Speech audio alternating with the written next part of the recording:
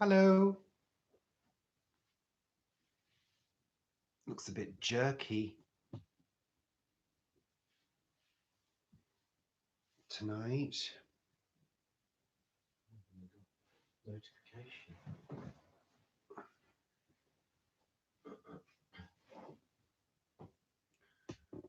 Know why?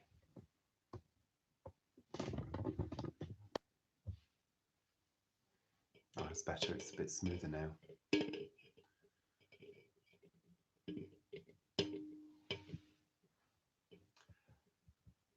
Hi there.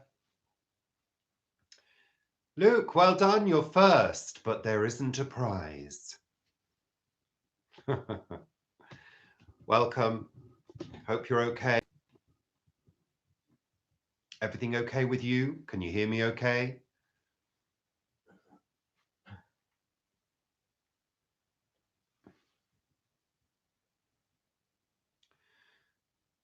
We're just waiting for people, Luke, to arrive and join us.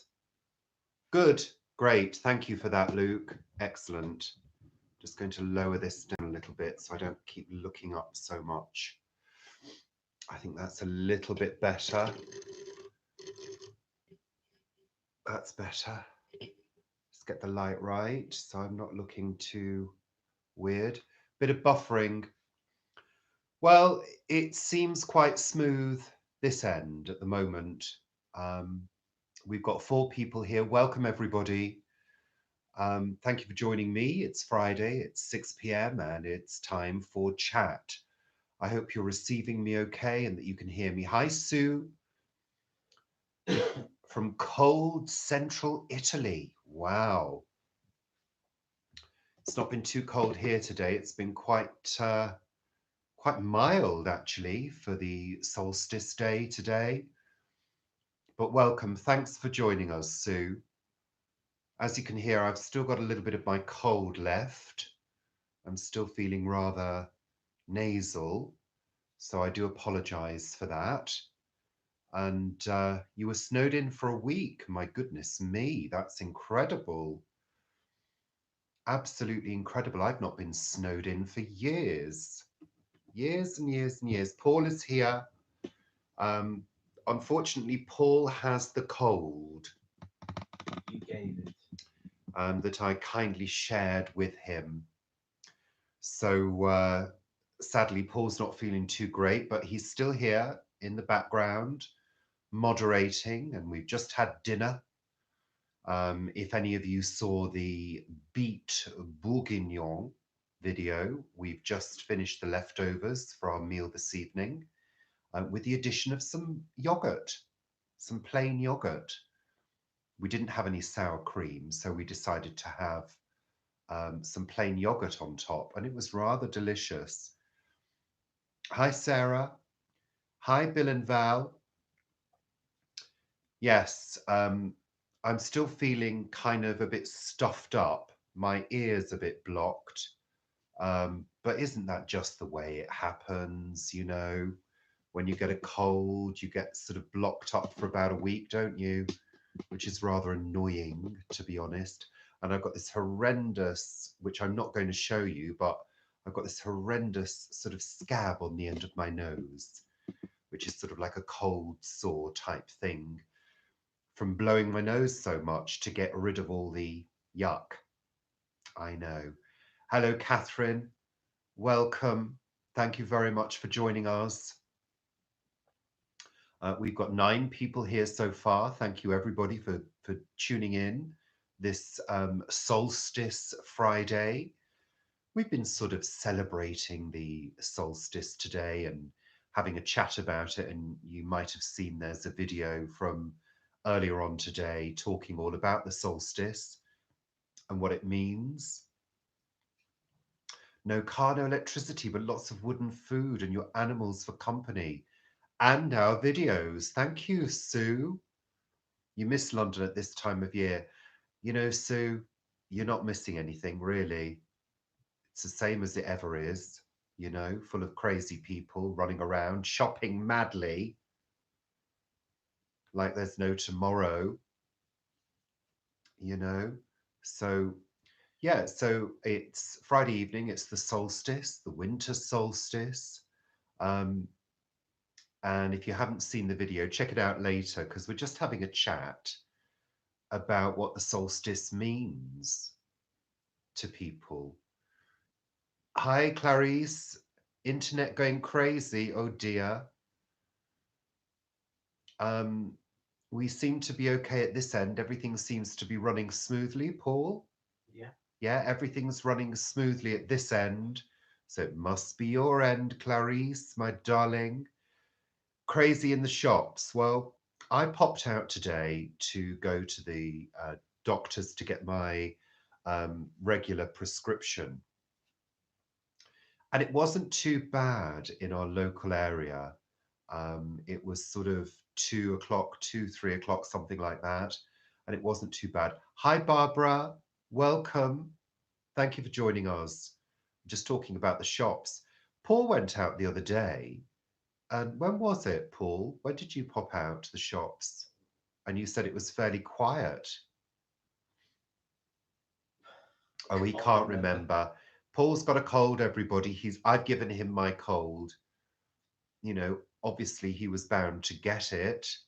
Although that doesn't always happen, No. does it? I Even hope though it's gone we tomorrow. sleep together, essentially, I hope we it's don't gone. always get each other's colds.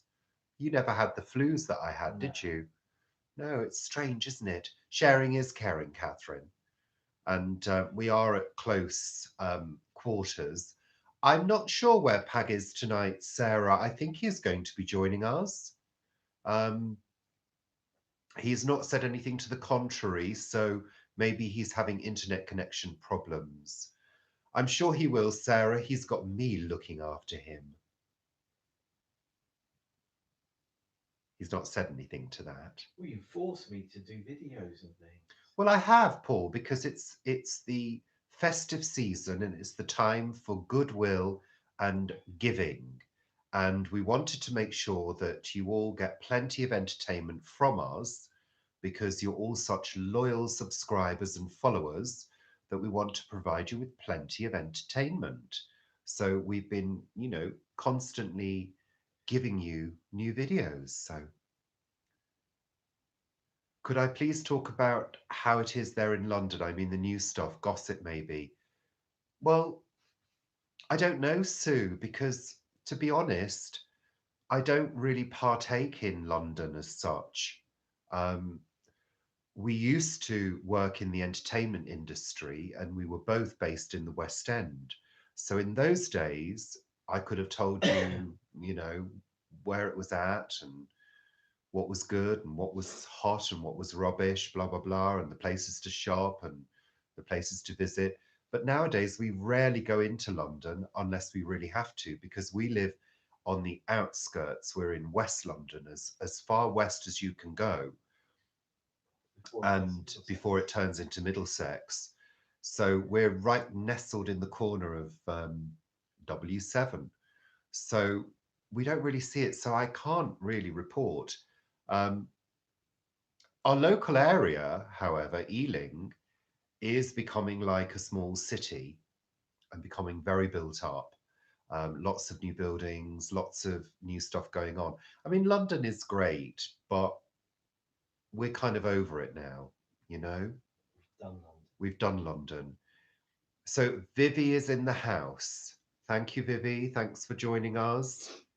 I was just telling Sue that we don't go into London very often, so we don't really see what's going on in central London.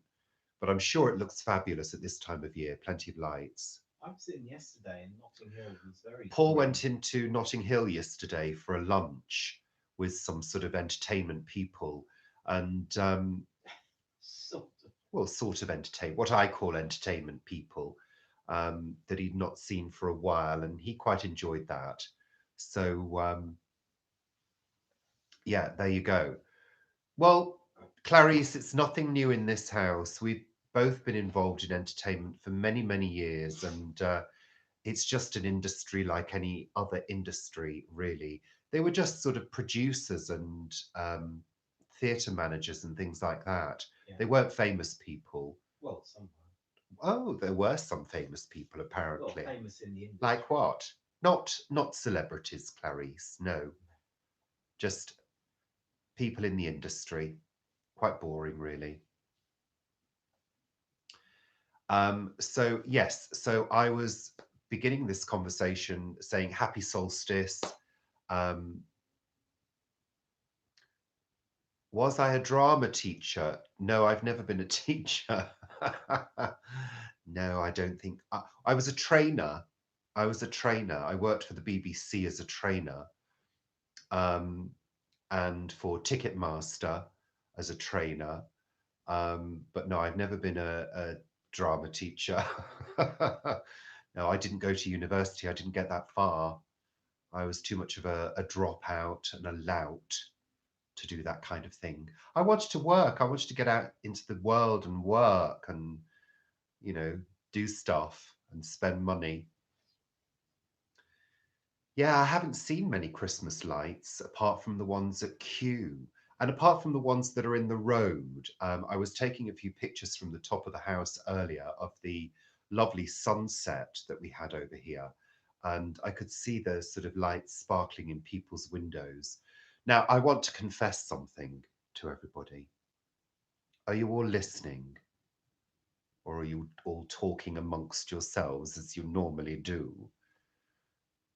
We have got a few Christmas decorations out. Paul, pass me the tree. We've got a Christmas tree with bells on. Can you hear the bells tingling? I'm going to show you our Christmas tree. Are you ready? Can you hear that? Can you hear the bells? Oh, Sue, you flatter me. You're very kind. Can you hear the bells, everybody? The bells, the bells, the bells are ringing. You ready? Look.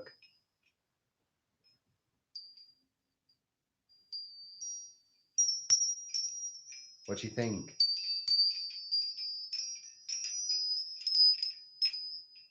What do you think, people?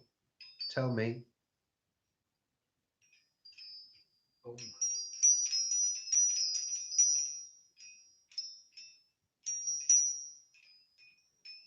Aren't they lovely? I didn't nick it from anywhere, Clarice. Cheeky. This was given to us by a very dear friend of ours quite a number of years ago, called Sally Peacock. And I saw that comment, Paul. I've got no makeup on whatsoever. And I haven't had my face frozen with Botox either for Christmas as a special present. No, I haven't really. I can fully move my face. Nice, huh? Did you all like that? Was that exciting for you? Hello, Betty. You made it. Well done. and Mags. And Mags, welcome. Thank you very much for joining us. We were just talking about how we do have a Christmas tree this year, a small Christmas tree made of metal. And we have Christmas cactuses. And we've got some Christmas cacti. It's cacti, isn't it, Paul? Not cactuses. It's both. It's both, isn't it? I think it is both. Both are allowed. I call cacti the plural of the prickly ones. Oh, always. I don't do know why. you? Oh, that's nice. So I'm not getting any comments at all at the moment. So have you all disappeared and left me all of a sudden? Or were you all actually listening to what I was saying rather than just talking amongst yourselves? I'm joking. Cacti are very much in vogue, but not very good feng shui, Clarice, cacti, because they're prickly. Christmas cactus. They're softer. Yeah. They're softer. You're admiring me. Oh, stop it soon. Stop it. Honestly, you should. You know what? I think I should do a video of me getting up in the morning, the fantasy versus the reality. The fantasy is that I look something like this first thing in the morning. The reality is very different. There's normally some kind of bird's nest arrangement on my head, looking like some kind of I don't know. Oh, It sometimes looks like a beehive in the morning, my it hair. does. It seems to have It gone sort into a of comes swirl. up into a big swirl, and it looks like I've done this crazy 60s do. And Paul kind of screams very sort of quietly. Um, I can't see him. you've got a festive mantle instead, Mags. That sounds fun. We don't have a mantelpiece here. We've got a sort of little small ingle nook fire, and there's no mantelpiece, but there is a lovely brick um, area which I'm going to possibly hang the silver doodah on, the silver tree thing. So I'm just going to bend down and get my tea. Excuse me. Oh, I can't. Paul, I can't reach my tea. I'm the one who's ill Oh, now. thank you, Paul. Very kind. I've got my piglet mug today. Look, everybody. There we are. It's a birthday piglet. There we are. It's been raining, Betty. Wow. So you've got a cup of tea too, Sarah. Well done. That's good. We will be doing a Sunday chat. Absolutely. We're going to be providing, we're going to be providing quite a number of videos coming up because we want to give this to you as our Christmas gift. It's the only Christmas thing we're doing, isn't it? Yes. Well, yeah, I mean, we don't really celebrate Should be Christmas. relaxing. We've kind of pushed the boat out this year because of you guys, because we want to ensure that you have some entertainment from us. So there will be a Christmas, well, festive special coming out quite soon. Not sure exactly when because it's not finished yet. Um, quite a large proportion of it um, has been done. So I'm just sort of putting it together, and we've got a couple more pieces to film. So Paul's got to drag himself somewhere tomorrow so we can finish that. Oh, that sounds lovely. He runs a care home, dinner with the residents. That should be fun. I'm sure it'll be great. Is Paul the star What on the Christmas? of the Christmas special? No, he's not. He's co-starring, Bill. Co-starring with me. You're also cheeky, aren't you, sometimes? You're so cheeky towards me. If you're any more cheeky to me, I'll pull it. I'll go cut. No, I'm not a diva, really. I know Clarice thinks I'm a diva. Clarice called me a high-maintenance diva in one of her videos recently. She's very cheeky, isn't she? Very, very cheeky. I don't know. We do. We love you all. Hold on. Let me just have a look. I'm missing out on comments here. You're going to the local fire station. Oh, wow. You're going to give them some chocolates and biscuits. That's lovely. What a lovely thing to do, Sarah, for the firemen.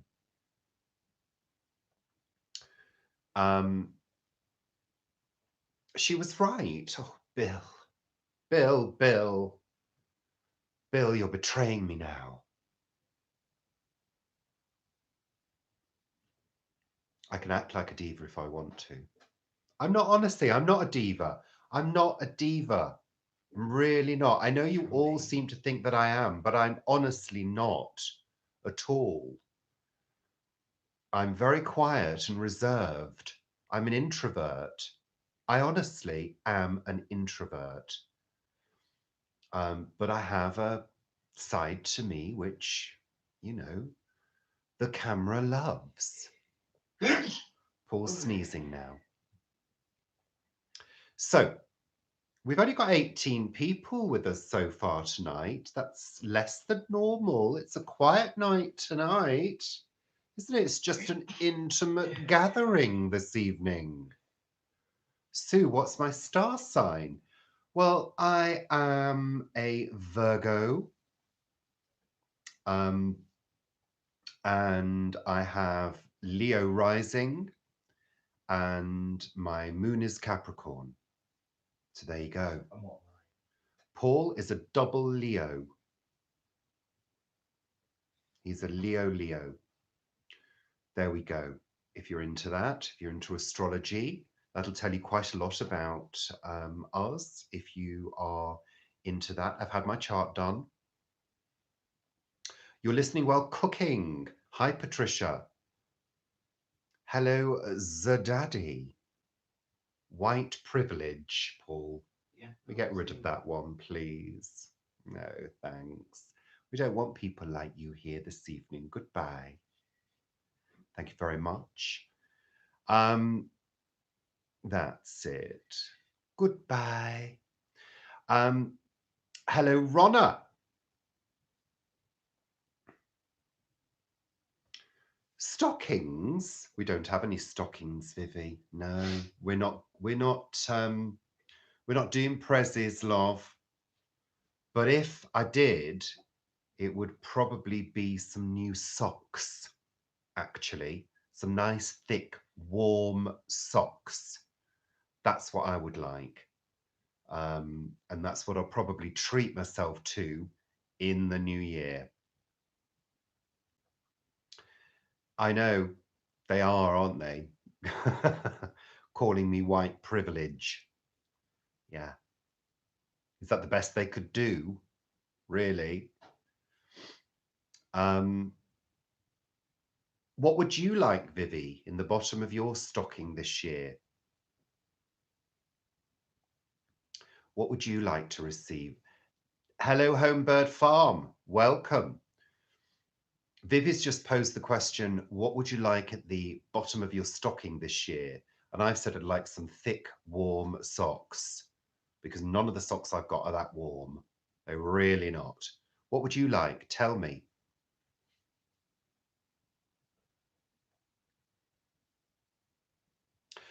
Oh, yeah. Ronna, the box. Yeah, the box that you sent our goodies in is now in France. It's travelled all the way with Clarice's book inside it. It's on the way back to us. Oh, it's coming back? Yeah. What? Oh, sorry, I've lost the plot. So it's coming back now. Okay.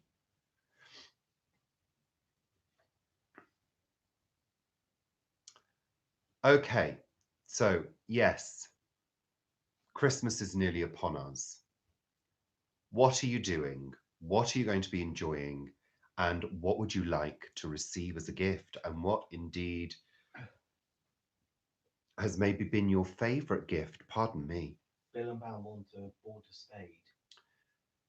Well, which is a narrow one. Hold on a second. Bear with. Border spades. What? Oh, you mean to cut borders with? No, to use in a border. Oh, that sounds interesting. They're narrow. Have I got any gifts? No, we don't. We're not doing gifts this year. The only gifts we've received are the gifts that you guys have sent to us. And we've been really, really lucky in getting loads of lovely things. It's absolutely great. Of course, in the new year, many of you will be receiving pumpkin seeds from us. And we have sent a couple of things out to people as well. So it's like a smaller spade, Bill. Okay, smaller and lighter. Yeah, I don't like digging either. I don't like doing anything that involves bending my back too much, to be honest with you. Although, touch wood, touch the head, it's not been too bad recently. Not been too bad at all. Rendale, it's a beautiful brand. Okay. Hello, Rural Island with Jackie. Welcome. Thank you very much for joining us. We've got 21 people here now. Things are starting to hot up a little bit here. We've already had a troll. Yes, and we sent him packing very quickly. That's what we do.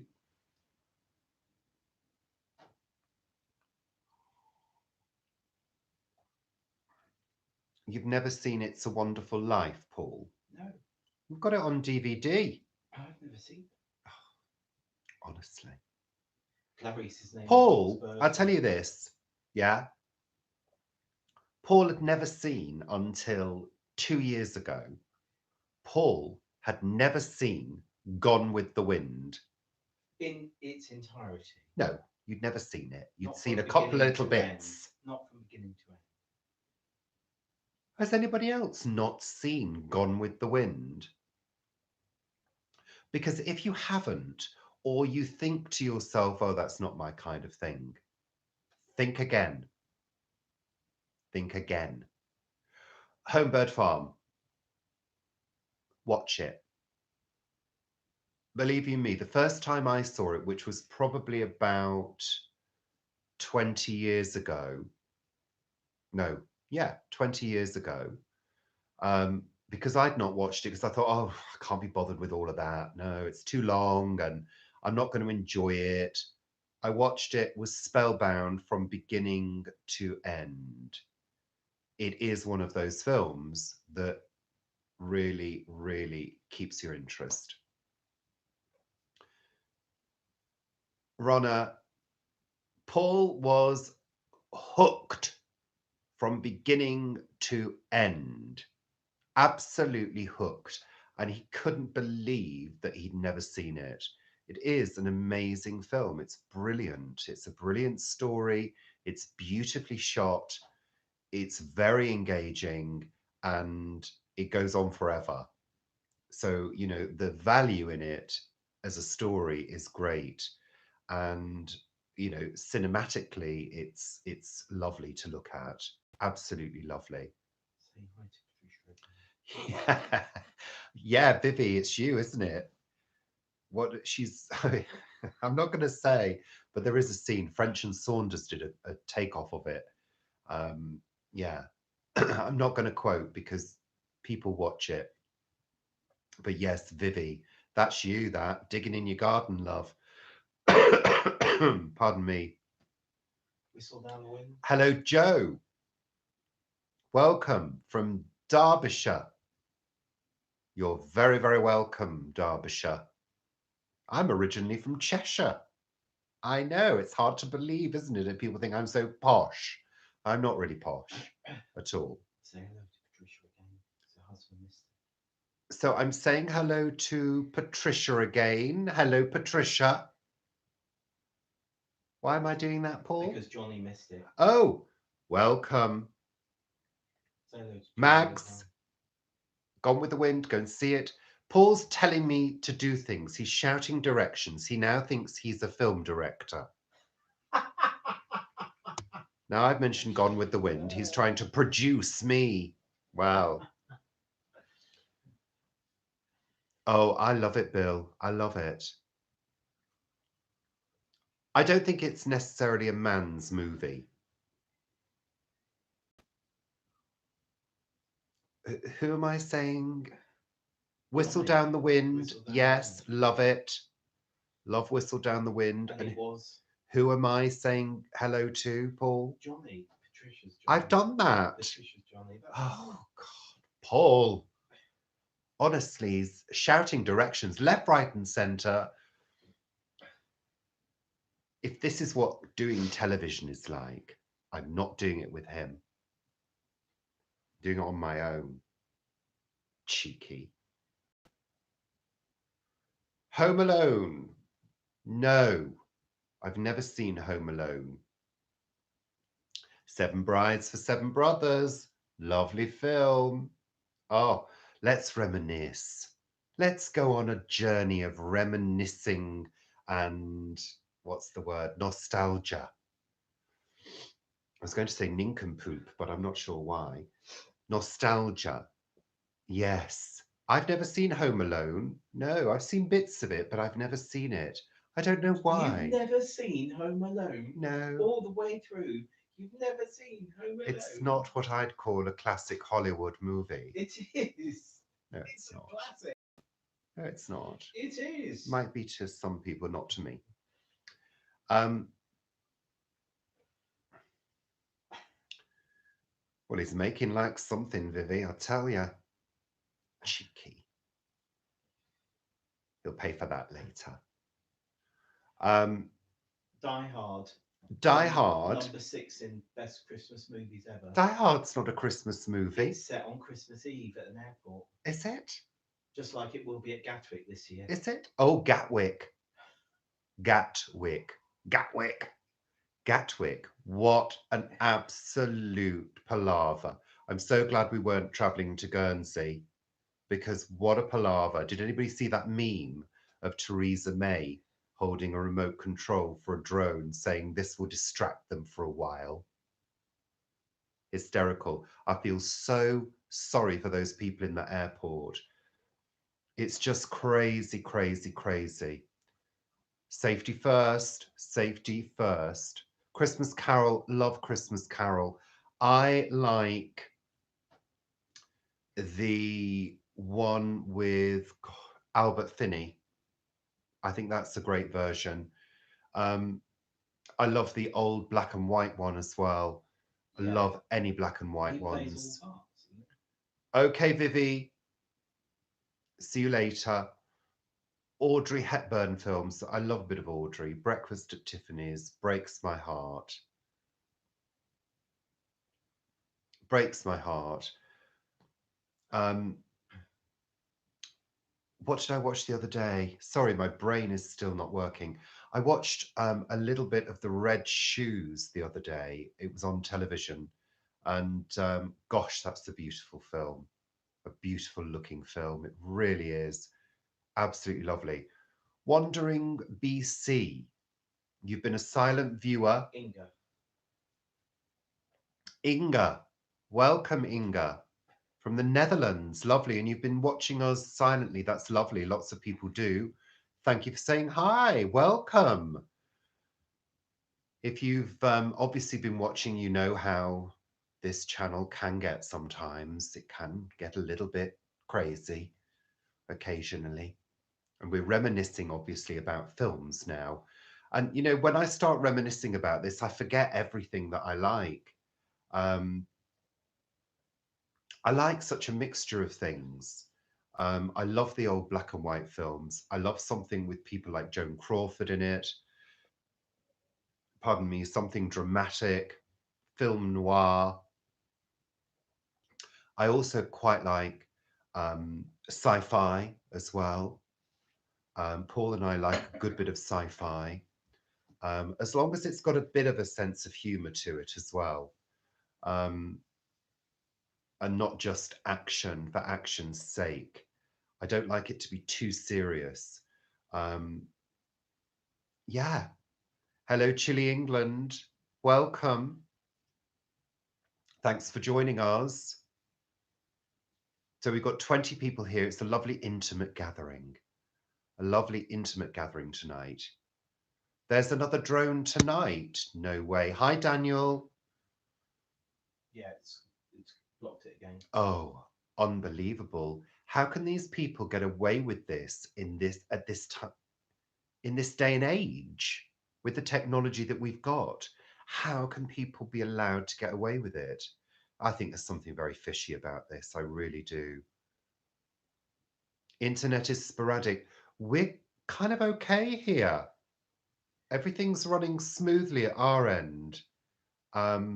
So, okay, Sue, sorry about that. Maybe that's why we've only got 19 people today. I think there's a lot of internet shopping going on Amazon. I think there's probably a lot of internet activity tonight. We seem to be okay in here in our house, but people are saying there's a bit of a delay. So if it gets any worse, we'll have to stop. So is that The Quiet Man? Yeah. I don't know that one. Who's that? Who's in that one, Bill? Tell us. It's yours, Bad in the Mountains. Okay, Sue. Hi, Dream Pilot. welcome. Thanks for joining us. So Mags, you're saying this morning they mentioned it might be an environmental activist. Well, you know what? I don't mind a bit of environmental activism. However, it's terribly dangerous when planes are involved. You know, these are people's lives at stake. And it's been proven that drones can cause tremendous damage, dangerous damage to an aircraft. So I think whoever's doing it is being totally irresponsible and very, very selfish at this time of year. Um, Although I do think it's absolutely crazy that so many people travel at this time of year just because of Christmas. But we did it years ago. We used to travel around the country at Christmas time. So my heart goes out to people. What I really think they should do, I think all airports should have those um, sort of micro hotels, you know, the ones with the pods where you just rent a little pod that you can sleep in, and they've got like hundreds of them. I think the airports in England should start getting those because A, I think people would use them, and B, I think they'd be really handy in these kind of situations, as long as they don't hike the prices up, which is what they do when there's a problem and when it's this time of year. So cheeky, some people, really. It's called profiteering. Javier, welcome from Spain. Javier is a new subscriber. Welcome to the madness, Javier. Thank you so much for subscribing and joining. I love Spain. Spain's one of my favorite places. I've been a few times. I just love Spain. Hi, Zachary. Welcome. Hope you're okay. Looking forward to the Christmas break. Have they split up now? Have you finished at school now, Zachary?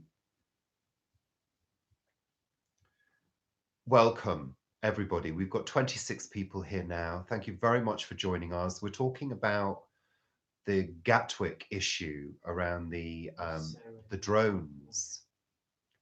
And hello, Antonio. Welcome. Hello, Spammy. Welcome. Thank you very much for joining us. We've got a few new people here now. Sarah. Yeah, we like Monty Don. Yeah, he's great. He's just had his OBE or CBE. Was it OBE? OBE, yeah. He's just been awarded his OBE, hasn't he? So thank you very much to everybody for joining us. It's Friday night. It's my Friday night live chat. We tend, for the new people, just so you know, we tend to go through all sorts of different subjects, topical subjects, things that I choose to talk about, things that you choose to talk about. So if you've got, all right, Bill, take care. If you want to ask any questions within reason, they got to be nice questions, please feel free. We tend to be very pleasant to each other. We block the trolls as soon as they come in. So there you go. Brazil, welcome. Okay.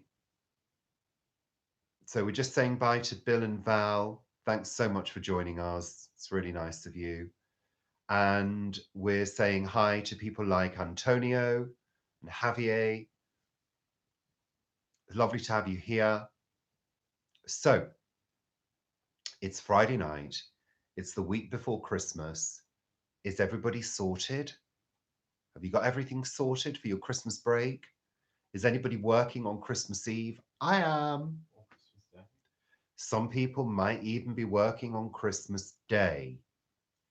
So if you are, have a great day. So this tartan blanket from Vivi's Kitchen Garden Shop. Paul bought it a while ago. So Homebird Farm, you're working all of Christmas. Okay, good luck. Spammy, you're off for the next fortnight. Rock on. Excellent. Mags, you're working Christmas night. Joe, you love the solstice chat. Great. Thanks for watching. Brilliant. Yeah, we just wanted to discuss, what it means really, and how people kind of very often forget the solstice. It's just a day, and people go, oh, it's the winter solstice, shortest day, and that's it, rather than the connection with Christmas, There you go. So Javier, you got holidays yesterday. Okay. Why was that? Why did you have holidays yesterday? Was that a holiday he took off? Or Was it is it a holiday in Spain? Or did you just take that day off? Okay. Hi, Katie did. Thank you for watching the solstice video. I hope you enjoyed it, and I hope that, it made sense.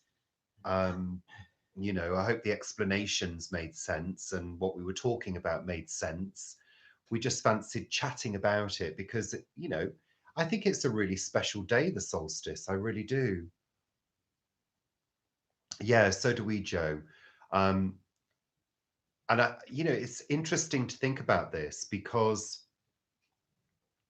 we've got to remember that there are certain areas of the earth that don't have the seasons that we have here. If you live near the equator, you don't really get the big variations in the season at all.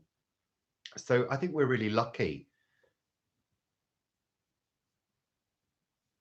Yeah, have a look. We're just chatting about why the solstice occurs, how it goes. Oh, Javier, you've taken holidays from the 20th until the 4th. I understand. Thank you. Good. I'm glad it made sense, Joe. Thanks very much. Oh, you're saying bye, Chile, England. Okay. Bye for now. If we don't speak to you, enjoy your Christmas.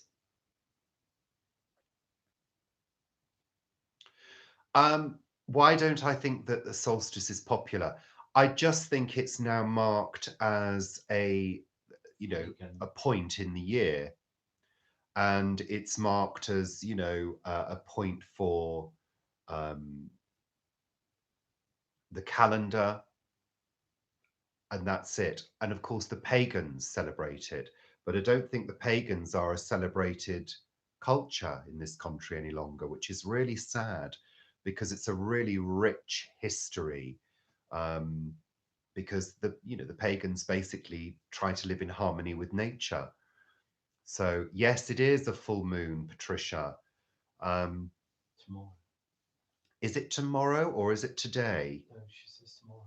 I know. I read that it coincided with the solstice, which is really interesting.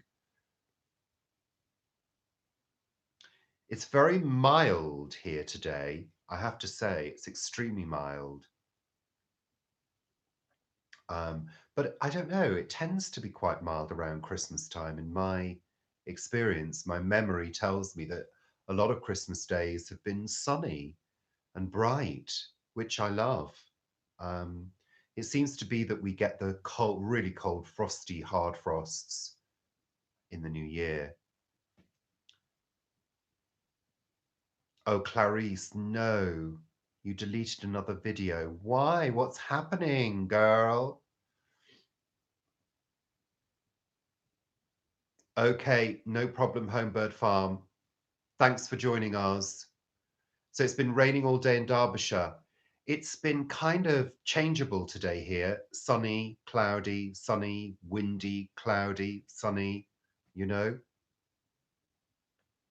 So your Christmas might be soggy. I think ours is going to be dry.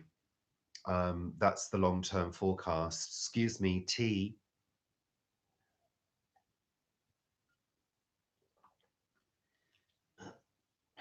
I have a workflow when I'm making videos, a very definite workflow. And the first thing I do, because I work on the computer, the first thing I do is when I take the video off the card, I save it to the hard drive. I have an external hard drive. That's the first thing I do. And then I know I've got a copy of it. And as I'm working, as I'm editing, I save regularly. I have auto save enabled. So the video saves itself as it goes along. So there's very little danger of me losing the data. Um, but I have made a couple of errors over the years. So, yeah, it can be easy to do, but I think it's important to have a clear workflow when you're editing, when you're doing a lot of editing, especially. There we go.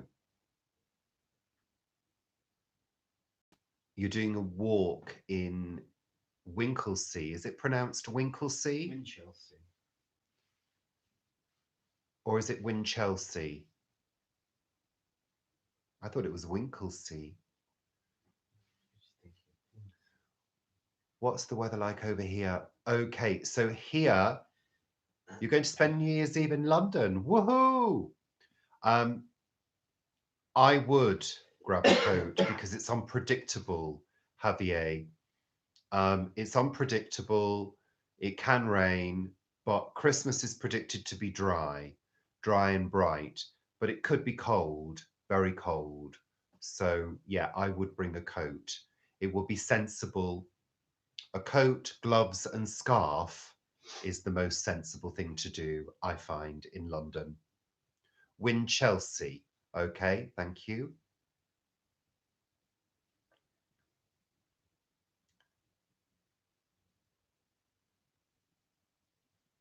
Oh, yeah.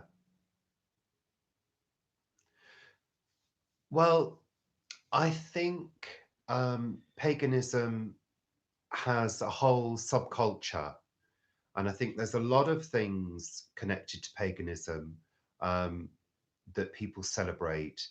I mean, we lean towards paganism really, in terms of trying to work as closely with nature as possible, as it can be when your home is filled with technology and artificial lights, Um, but in terms of growing, we try to, you know, grow what is seasonal, try to buy what is seasonal, and try to respect nature as much as possible.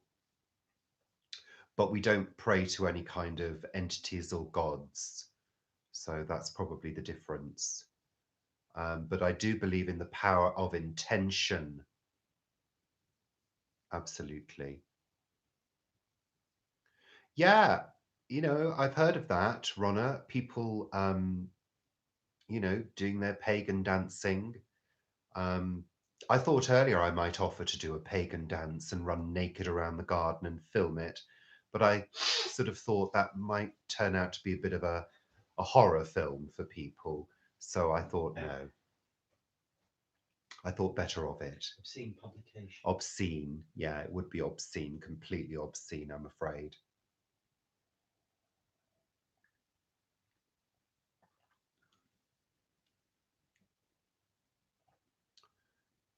Okay, so there's lots of nice. It is, isn't it, Mags? It is. I mean, I studied the runes for a number of years, which is part of the Norse mythology. Um, and that was very interesting because it's sort of whole language, but it's a symbolic language, a symbolic alphabet. Each rune has its own story and meaning, and indeed is meant to have its own vibration. Um, but it's an oral tradition. It was never written down, as in the meanings were never written down. So it's something that's been passed on orally. But of course, now you can, buy lots of books on the subject. Um, so I studied the runes and indeed did a little bit of divination um, over the years as well. So there you go. That's another thing you didn't know about me.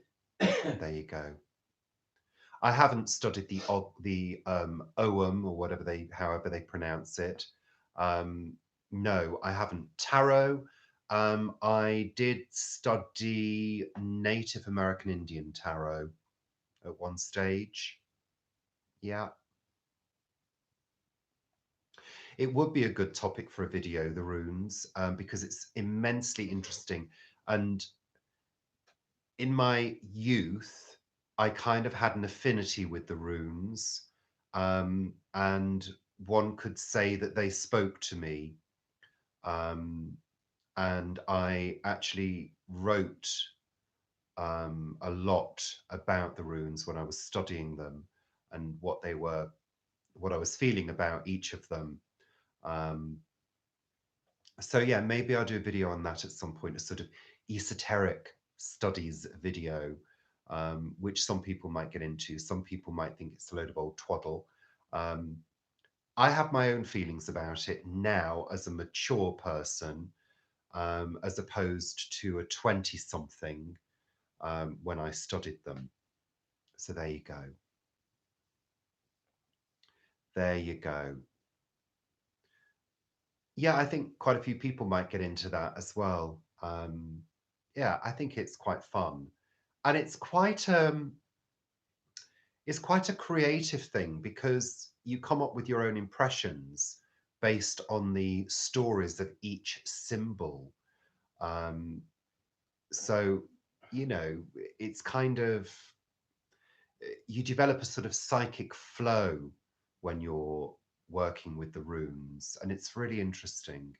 Um, I'm not sort of talking about, you know, psychic flow as in getting in touch with the spirits of the dead. I'm not talking about that. I'm talking about the images and the thoughts and the feelings that you have when you look at a particular symbol from the runes.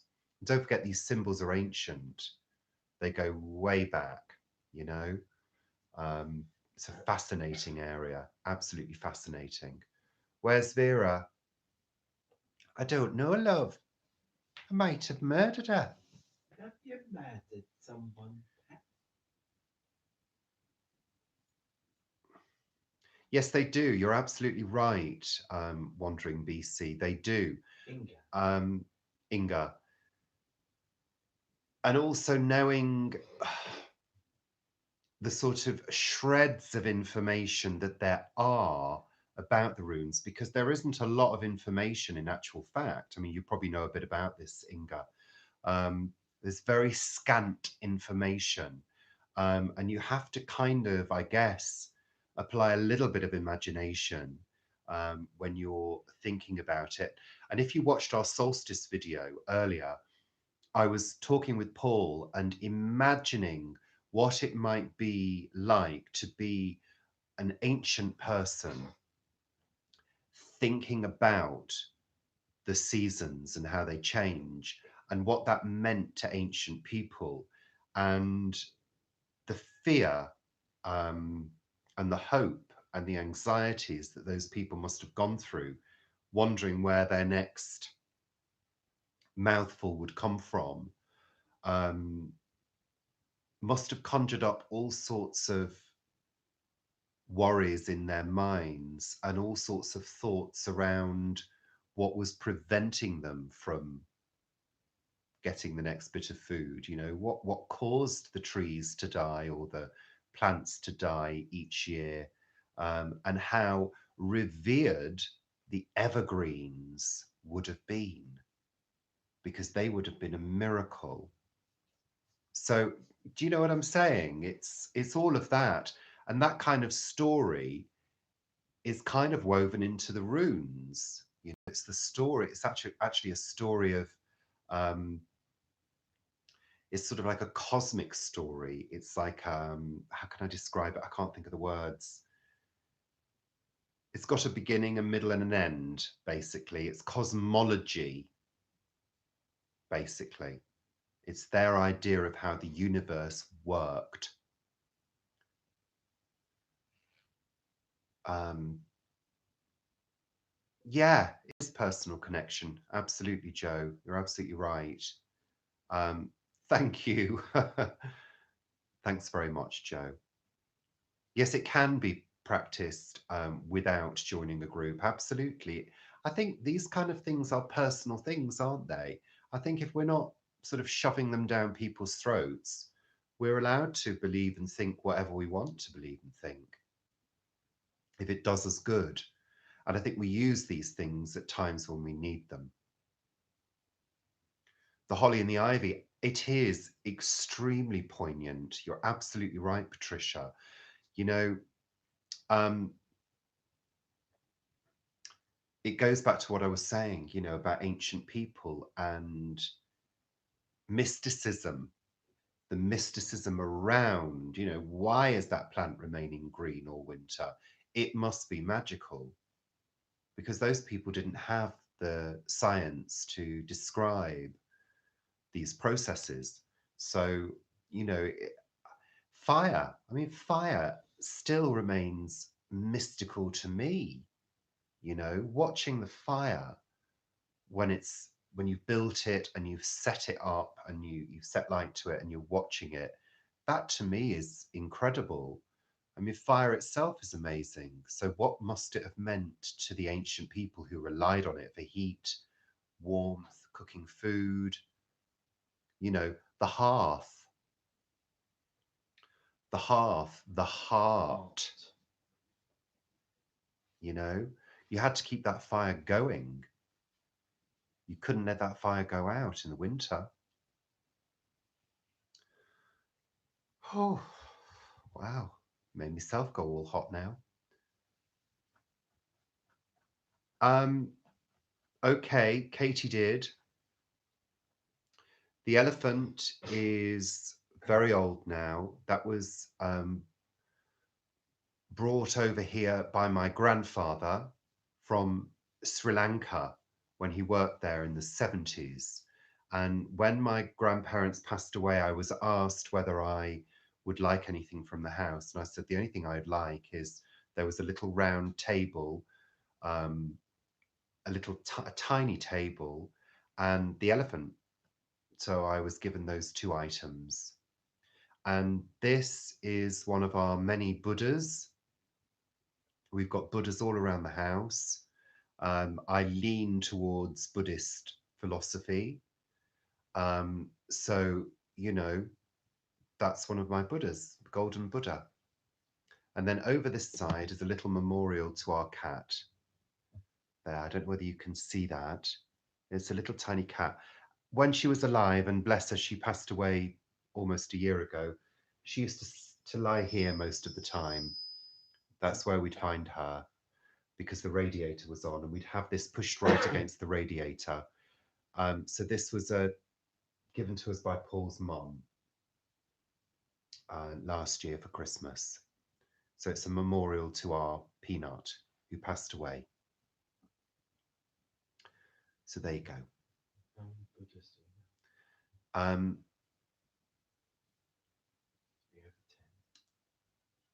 at the allotment for Victory, your dad used to do numerology. Okay. Yeah, it's an interesting thing, numerology. Very interesting. Sarah, how many Buddhas do we have? 1, 2, 3, 4, 6. About 7 or 8, I think we've got, Sarah. About 7 or 8.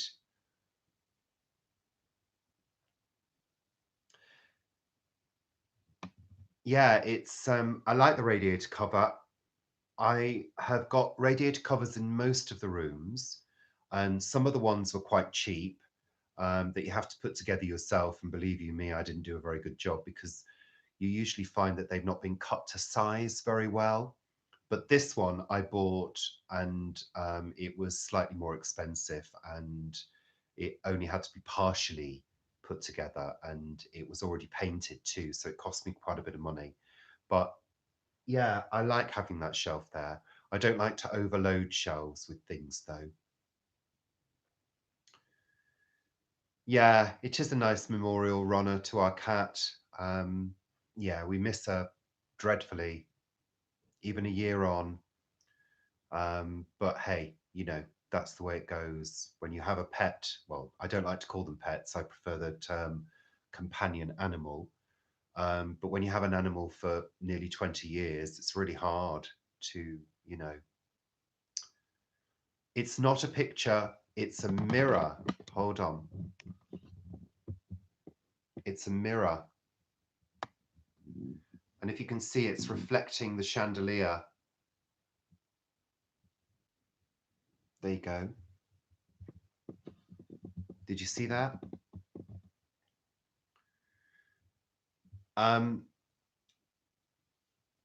Joe, we had three. We had a family and we lost two of them in 2012, which was a really rough year for us. And we lost Peanut on the 30th of January, was it, Paul? 25th of January, I think it was. 25th of January, we lost her. So, no, 30th of January, it was the 30th. Okay. Well, they are family, Clarice. If you have an animal in your home, they are a family member. I think for us, it was just really difficult. The length of time we'd had her from a kitten, and it was just, we just miss her so much. Thank you, Javier. Yeah, we just missed them dreadfully, but we're not having any more at the moment. We're taking a break from having animals because we are so committed to our animals. We really are, that we don't go on holiday. We don't leave them for any length of time. We feel too guilty.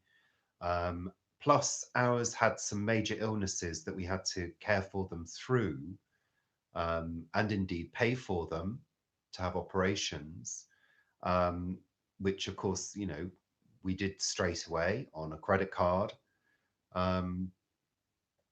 So, yeah,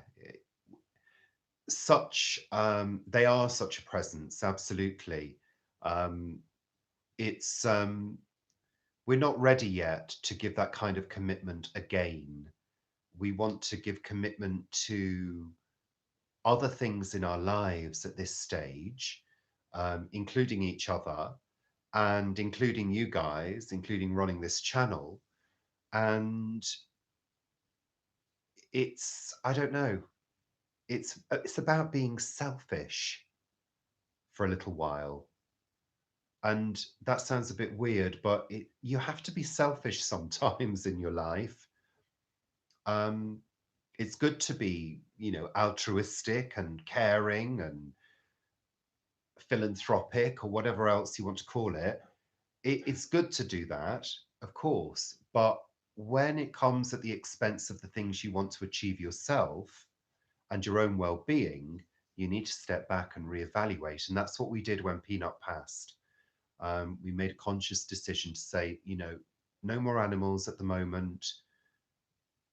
Perhaps when we move to another place, we will, probably end up with several animals, I would have thought.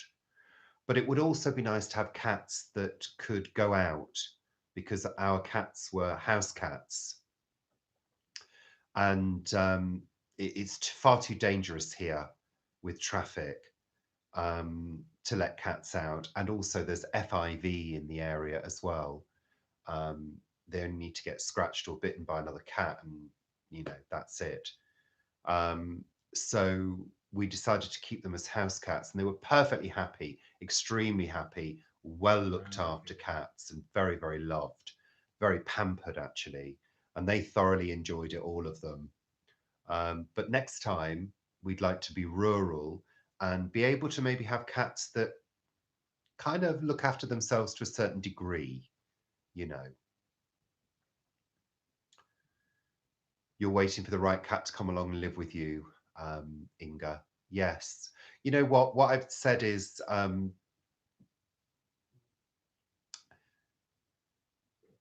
what was I going to say? Sorry, I just forgot what I was going to say.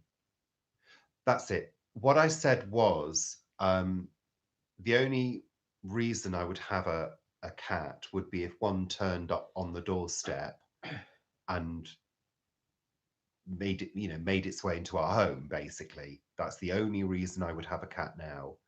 Um, you know. Oh, African grey parrots, Javier. Oh, lovely, lovely, gorgeous. Hi, old gardener guy.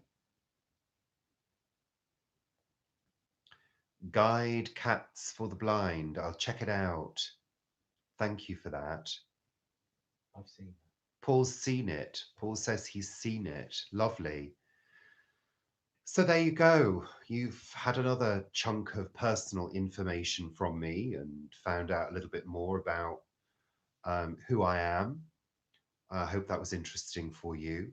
So, how long have we been going for? An hour and 5 minutes. Well, we're doing well. That's lovely. And thank you very much, everybody, for joining in and, you know, giving us lovely comments. Yes, Clarice, I got the distinct impression that you're very similar in terms of your animals, that, as we are, you know. Katie did, you're very, very welcome. We're really, really enjoying it. We're celebrating kind of a year of YouTubing now.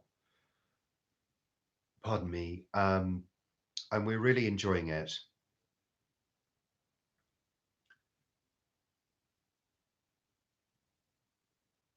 Oh, you're very welcome, the allotment for victory. You're very, very welcome. Thank you. Dare I mention Scary Fairy Saves Christmas? What on earth is Scary Fairy Saves Christmas? Let us know what that is, Patricia. Your next door neighbor had an African grey. Okay. The parrot swears a lot. Goodness me. So, Mags, you love the Morecambe and Wise Christmas show. Well, they don't make them like that anymore, do they? Well, I think that's true, Clarice. When we chose our peanut and biscuit, they came up to us out of the massive litter that had been born, and we said, it's these two. Yeah, I think they do pick you. Well, our neighbour, a cat turned up at her house one day a few years ago, and she's still got him. Um, and obviously, if that happens, we would take the cat to the vet and get them checked over for microchip, to make sure they don't belong to somebody else. I'm always saying hello to cats in the back garden. We've got several that come through, and I'm always opening the door going, hello, hello, come here, trying to get them to come in and have a stroke, but they very often don't. So, old gardener guy, you've got 10 centimeters of snow in Finland. Lucky you. I wish we did. Ronna, you've got to go. Okay, have a great Christmas yourself, Ronna. Enjoy it. So, what kind of future conversations are we planning in the new year? We haven't got anything planned. Everything we do sort of comes out, you know. Um, we do our regular Sunday chat, our Friday night live, and Wiley Wednesday. And then whatever else we do in between is just what we decide to do: recipes, cookery, gardening, stuff like that. I've got a couple of things in the pipeline that I want to achieve, which will take slightly more production. Um, but, it's always a case of time. Everything's about time, you know. The day runs away with you so quickly. And, we're running a Facebook group and a Facebook page as well. And we're supposed to be running a blog, but we've just not had chance to add to that at all. And, I work part-time, 2.5 days a week. So, you know, we're just still settling into this YouTube thing. So we tend to just go with the flow at the moment. That's what we tend to do. Well, I have looked at the Peak District, Joe. I'm from Macclesfield in Cheshire, so I'm very familiar with the Peak District. Macclesfield has been voted one of the happiest places to live. The only problem with Macclesfield is that the home that we want to live in, there aren't that many of them available in that area. Um, we're kind of edging towards Wales, really, but we're open to other places. So if you ever see anything, you know, under 300,000, or thereabouts. he's not saying it now, Sarah. We're going to reserve that. Voice art.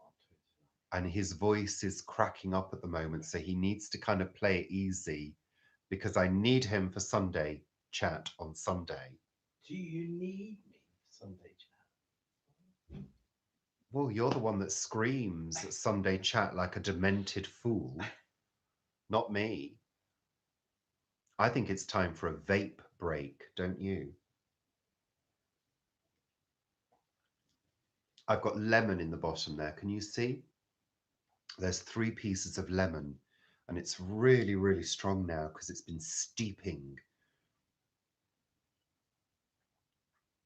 Well, exactly, Inga. Just as you read it, you can hear it. He actually really hurt my ear the other day when he screamed it down my ear hole. Oh, he's had a hot toddy. Don't encourage him.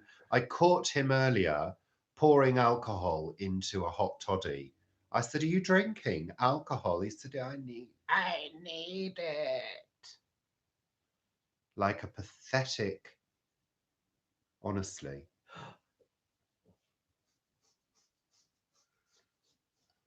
You're going to get Sunday chat, Mags. Don't worry. Normal service will continue throughout Christmas. And of course, you've all got our Christmas special to look forward to as well, our festive special, which is basically going to be probably a long Sunday chat, basically, With other things. with a few other things in there. Yeah. You'll have to wait. Don't expect anything too special. It's not that special. Morecambe and Wise don't come back from the dead. Yeah, we won't be doing any dancing or, you know, no, or singing or top hat and tails. It's none of that. But there is tinsel involved. And there is a festive feel to it. There you go. Well, it bleaches it basically, doesn't it, old gardener guy? It bleaches the tea a little bit, absolutely. Yeah, I've always noticed that. My grandmother used to give me lemon tea many, many years ago. And it was only a few years later that I found out that actually she was using the powdered lemon tea and just sticking a piece of lemon in it. She was drinking that awful stuff, Lift. Do you remember it? Lift yeah, lemon yeah, tea. yeah. Ugh, vile. This is real lemon tea. Fresh ginger and honey. Absolutely. Absolutely. It will be feature length. Well, I'm hoping it'll be feature length because it's not finished yet. Buddhism, yeah. Well, I mean, Buddhism's very, very easy. Um, just start chanting. Start chanting. Find a chant that works for you and start.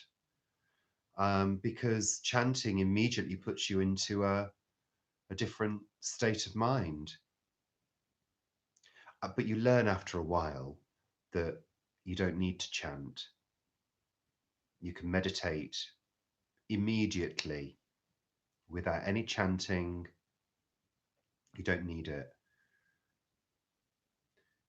Okay. Is there dressing up? Shall we all dress up? Mags, no need for costumes. We have dressed up slightly. Like I say, there's tinsel involved. And Vivi's joined us again.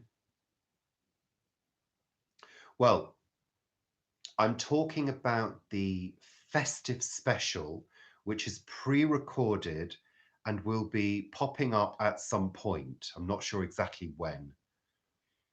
like an unexpected gift or an unexpected relative Hopefully knocking a at the nice door. one. Um, and Mahogany green switch. hold on a second. Well, meditation shouldn't put you in a comatose state. Meditation should leave you feeling really refreshed. So maybe you need to rethink it. I know what you mean, though, because on numerous occasions I've meditated and ended up falling asleep because I've not stayed present. So meditation needs some kind of focal point. It takes practice, like everything. I'm no, yogic master at all. Not at all. Um, It's funny. Tinsel and green screen, Vivi, absolutely. There is green screen involved. There are a few little backgrounds involved, nothing too spectacular. But Christmas Day, just so you know, Vivi, we are considering going live about midday for around an hour to basically say hi and to also show you what we're putting into our oven for our Christmas Day meal. So there you go. That's what we're planning. Yeah. Oh, Vivi's looking forward to that in her stocking. Well, it is a present to all of you for being so lovely and for faithfully following our YouTube channel, which has just been a great journey. And yeah, we hope you enjoy it. I mean, just like a big Sunday chat. Javier, thank you. Thank you very much for joining us, Javier. I'm really, really pleased. Um, you meditate by knitting or walking. Yeah, exactly. Exactly. That is the focal point. It puts you into that state where you're only focusing on one thing and one thing alone. It means your mind can clear, in actual fact.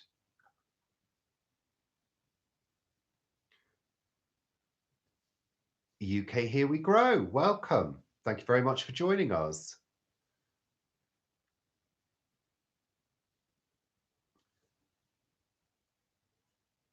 BBC Friday night is music night. Okay. That's Vivi. No, that was Patricia. Oh.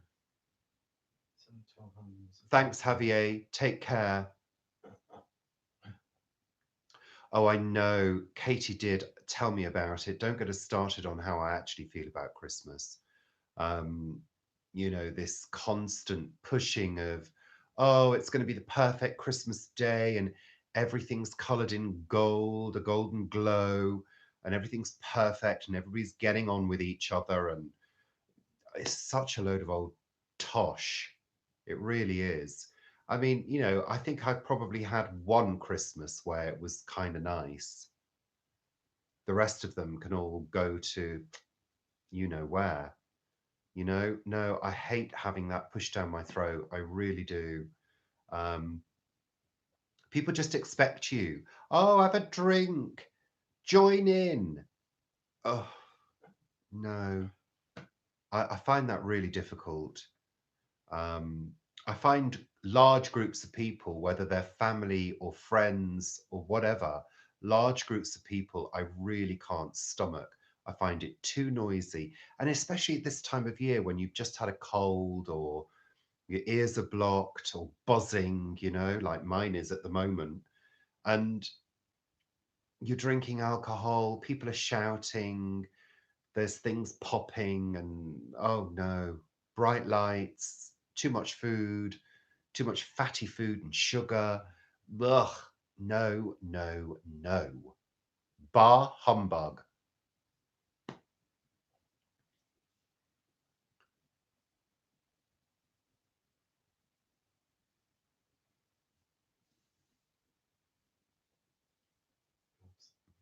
No, we won't be wearing special outfits. No, No, no, no, no. We're just going to be wearing normal clothes. Normal clothes. It is social conditioning. You're absolutely right. I know. Consume, eat, fill your belly, as though we're starving. We're not starving. People, we were talking about this in the solstice video earlier. You know, people would have feasted at this time of year because a lot of the animals had to be slaughtered, you know, um, to get people through that period. And traditionally, it is a slaughter time. So, hi, Erica. Welcome. Um, you know, but we don't need to do that in today's society. We don't need to become complete and utter gluttons at this time of year and you know, eat everything in sight because it's the middle of winter and we need to fatten ourselves up to get through that hard period. It's not like that, is it? We're not living in primitive times now, unless, of course, you live in the, you know, the wilds and hunt and fish yourself, your own food. But do you know what I mean? It's crazy, absolutely crazy. Hi, Jane. You haven't seen the solstice video yet. Well, there's a solstice chat video, which is kind of semi-serious, talking about, you know, the whys and wherefores of the winter solstice and, you know, why we should be celebrating it maybe a little bit more than Christmas. So there you go. Okay, Joe. Thanks so much for joining us. We really appreciate it. Thank you. So I've been going for 1 hour 21 now.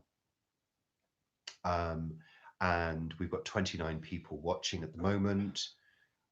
Thank you so much to everybody. Yeah, I'm still quite nasal and this ear is completely blocked and it's buzzing when I talk. So I can't really hear myself properly. Um, I think it's just all full of catarrh.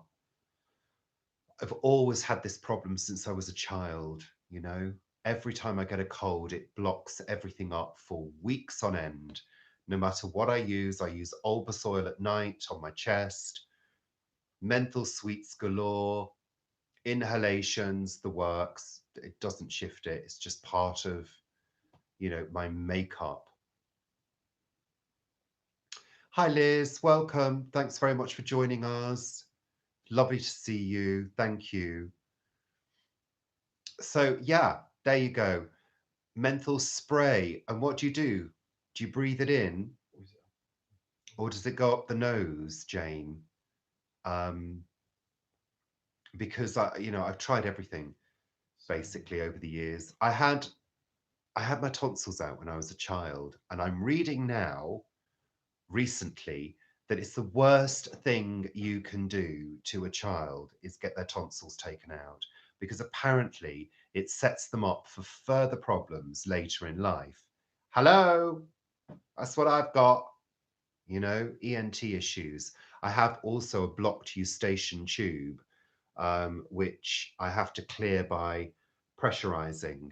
Um, you know, I'm under the ear, nose, and throat department for that.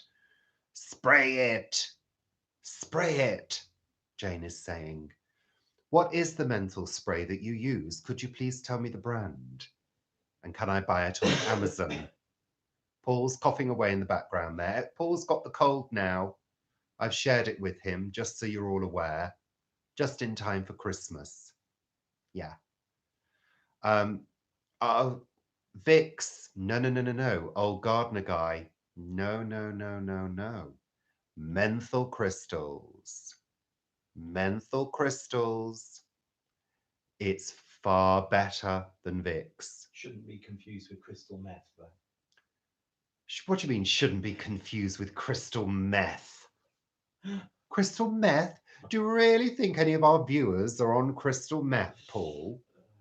I don't think so. Menthol crystals, that is the way to go.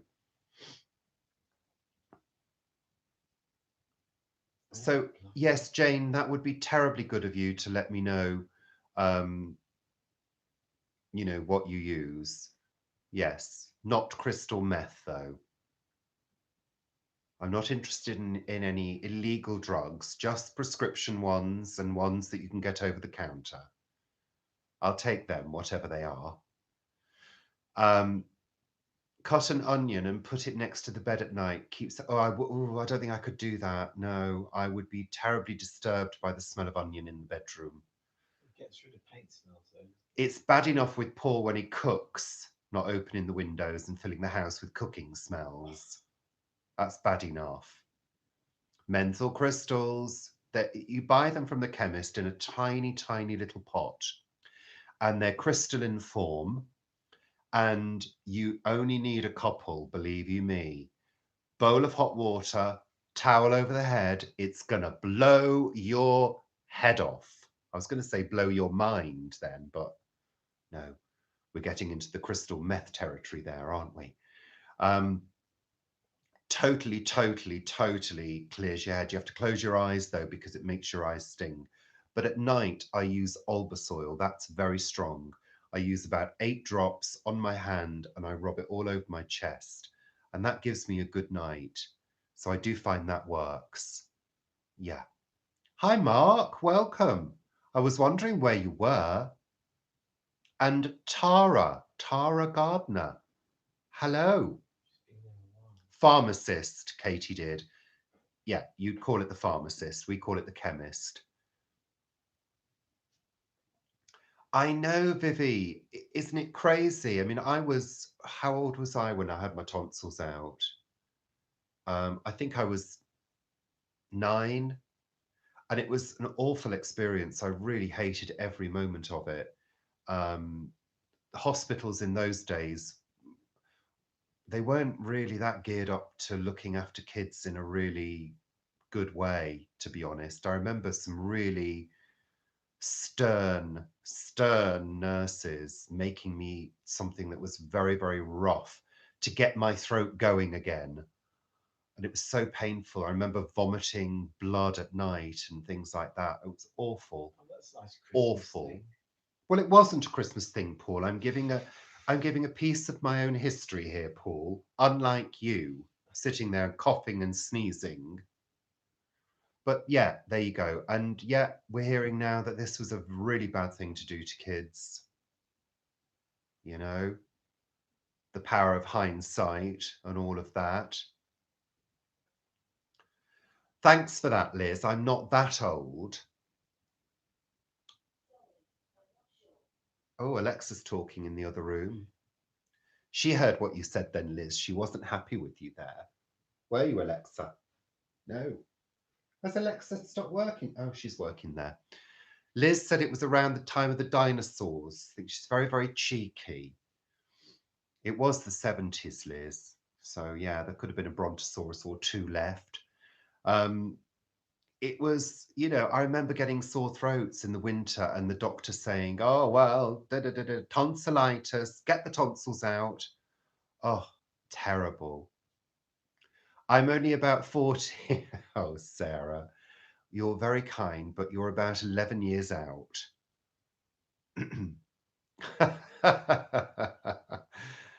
No, I'm sure you wouldn't, Liz. Absolutely. Well, that's how I kind of like to make these chats, Katie did. You know, still a spring chicken. I wouldn't go that far. I don't feel like a spring chicken these days, not at the moment anyway. I know, half a century plus, isn't it wonderful? I love being this age. I'm totally, totally into being my age. And I kind of always have been. I've never worried about it. I've never been hung up on it. Um, you are the age you are and you embrace it. And actually, you know what? The thing that I really like is that I can now legitimately tell people to go and stick it if I want to. You know? Do you know what I mean? I can no longer be talked down to by adults. You know? Do you know that feeling? You feel like you're really grown up in some ways. Clearly, from our videos, I'm not. But I do have an adult side to me. Hello, Daniel. welcome. Missed a few comments here. Thank you, Daniel. Welcome. We're not too bad. We're both going through colds at the moment that we're just talking about. We've got 30 people here at the moment. Thank you so much, everybody, for joining. We've had quite a few new people this evening, which I'm really delighted by. It's so wonderful to have new subscribers and our faithful old subscribers too. Sorry. Yeah, I know. Tell me about it, Jane. There are a number of people that I know who I always kind of feel slightly intimidated by, and I have to question it. I have to think, why am I feeling intimidated by this person? They're 10 years younger than me. Yeah, but some people have that quality. I think, some people probably feel slightly intimidated by me, and that's a good thing. Especially when you wear your dark glasses.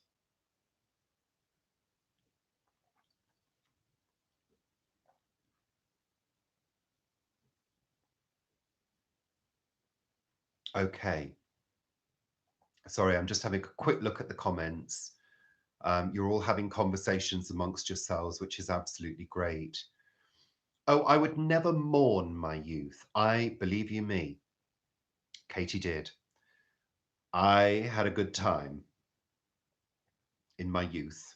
I really did. I had a few crap bits as well, some crap teenage years. But I have to say, my 20s and 30s, in the most, apart from losing my mother when I was 28, in the most part, were great.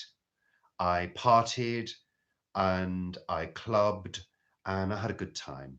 I had a nice group of friends and had some fun. So I don't regret any of that at all, but I certainly don't mourn it. I couldn't bear to party and club now. It would No. drive me insane. I like the quiet life now and I really embrace it and enjoy it. I like to get on with the things I need to do. I like to work hard and I like to relax hard as well. But, we don't get a huge amount of time for relaxation. It's the evenings mainly with a good bit of TV. That's what we do. I think you're totally right, Liz. And I think you understand a lot more about life. You understand who you are. You're more confident in your own skin. You know what your limitations are. You have a clearer idea of what your ambitions are. Everything is sort of defined, isn't it? And not everything, but, a lot of things in your life are defined and a little more settled, I guess. That's how I feel about things. I have much more of an idea of who I am, much more of an idea of what I enjoy in life as well. I don't feel as, what's the word? Fragmented.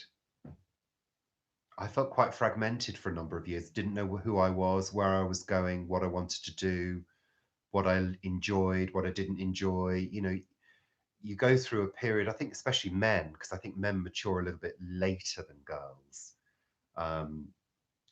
generally. I think you spend a bit of time defining everything, don't you, and honing it down.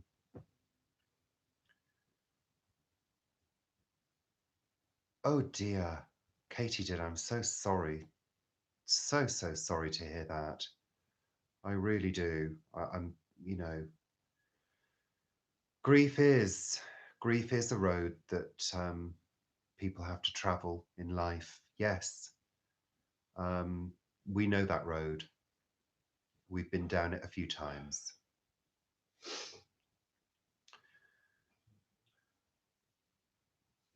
Yeah, it is sad.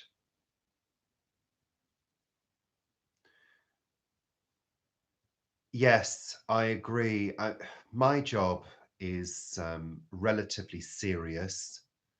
Um, I mean, I'm a receptionist, but I work for social services, and a lot of the conversations I hear and I'm involved in on a 2.5 day basis now, not a full-time basis anymore, but are really, you know, sad situations, heartbreaking situations, people who are anxious, tense, depressed, angry, um, uh, you know, and I come home exhausted sometimes and have to lie down for an hour, just to kind of let my head settle down and try and, put all that stuff to bed, um, to then continue into the evening. And especially if we've got a video to make and we want it to be up, high energy and fun, um, you have to lift yourself out of it.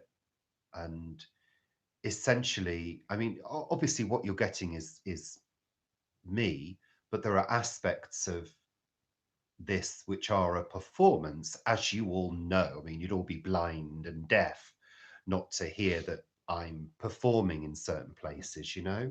I'm pushing the energy out. I'm giving you more than the regular me very often in the videos, you know? So I've got to be honest about that. That's the truth of the matter.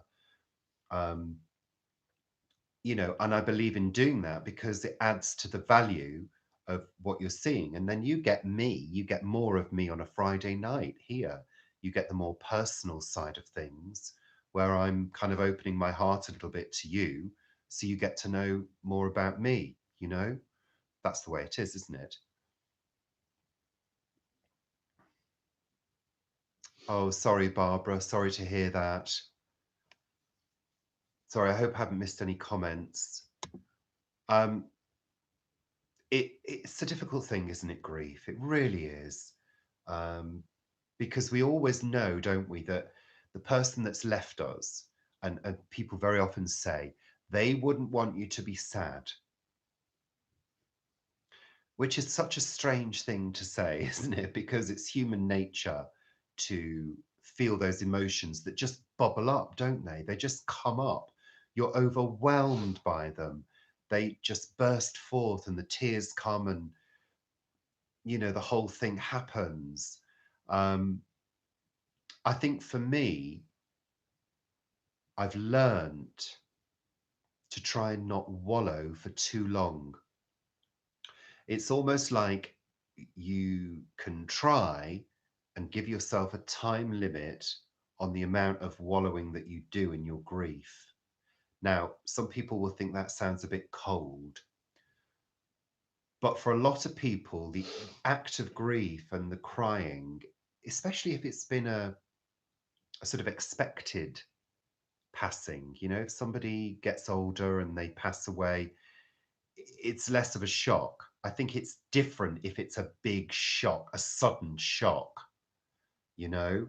But I think if it's the passing of an older person and who had a great life, it is an opportunity to remember them and to try and remember the good things and to try and allow the grief to pass so you can move on into your life.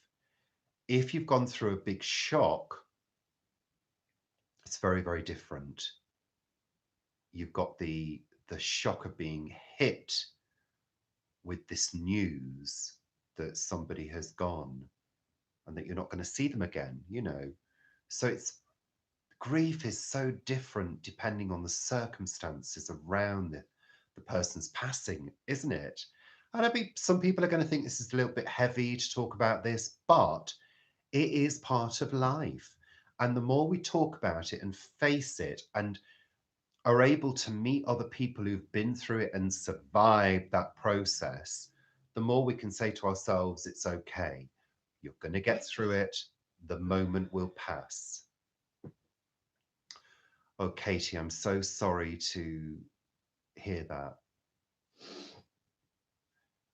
Yeah, that must have been a big shock. It happened to us on Christmas Day last year. Our close friend passed away on Christmas Day last year, and we found out that morning through a friend. And there isn't a day gone by the whole of this year that I haven't thought about her. So there you go. That shock is really bad. It is challenging. Um, this is the way of life, isn't it? This is, life is full of shocks. Life is full of crap that you've got to deal with. But it also shows you that, it's very fragile and we should grab the bull by the horns every single day and do what we can to make the day a good day full of purpose. If we can, we can't always do that, but if we can, I think it's a good thing to do. Takes a bit of energy, but we're here to do it, aren't we?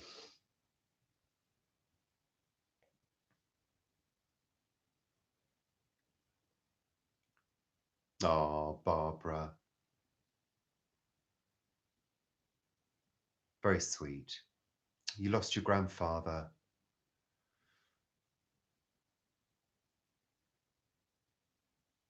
Oh, you know, life is sad sometimes, but it's also wonderful as well, and full of fun, and full of hope, and full of joy. And somebody once said to me that joy and pain come from the same place. And at the time, I didn't quite understand it. But when you experience joy, tears of joy and tears of pain, it's all coming from the same place. It's all coming from that center of emotion, isn't it? Extreme emotion very often.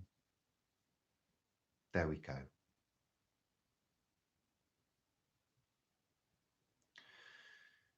Yeah, I think you're right, old gardener guy. I think it's good to try and find the words though in grief. I think it's good to try and find the words to express how you feel because you can start moving forwards, you know. He'll be fine, Liz. He's had exactly what I've had. It's about a week and a half, I think, this one. It'll be gone tomorrow. It'll be gone tomorrow, yeah. You're down the plot tomorrow, Paul. Okay. Anyway, it is 1 hour 42, and I think we're going to start winding it up.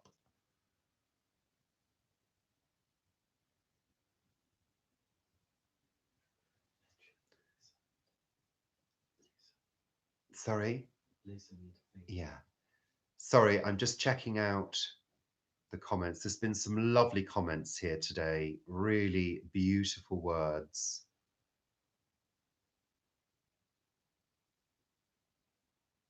I just want to say thanks to everybody for joining in that discussion now. I didn't see everything because I was so engaged in my own chat, trying to express how I felt, that I didn't look at all the comments. So I do apologize, but I can see there's been some lovely discussions going on.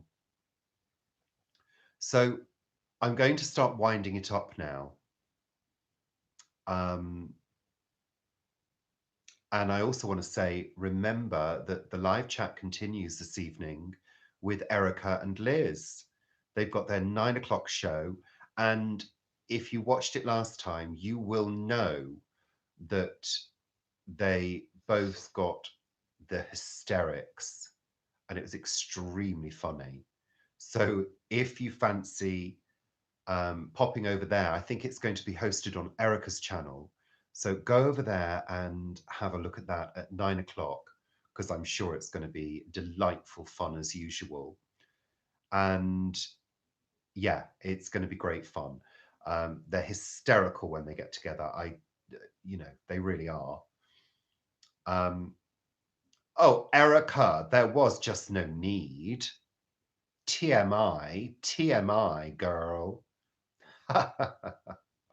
So we're going to start winding it down a bit because, yeah, it's time, I feel. It's time. I think I've said enough for this poor, raw throat that's still not clear, but I think I've done quite well. So, things to look out for. Festive video coming out soon. There's going to be the usual Sunday chat coming up on Sunday. You're very welcome, Katie. Thanks for joining in and thanks for being so candid with us and you. There's going to be our usual Sunday chat. There will also be live on Christmas Day at midday, Greenwich Mean Time, GMT, for an hour, just to say hi and show you what we're putting in the oven. And then there will be the usual Wiley Wednesday and so on and so forth. So And all then the we're usual. going to have a break. And yes, and then we're going to have a 2-week break in the Caribbean. We're not really, not really. Now we're a celebrity. Not really. Yes, before the Queen's speech and before, people are having their lunches, because, don't we all know it? I mean, people say we'll eat at 2 o'clock and nobody eats till 4 o'clock. That's usually the way in our house.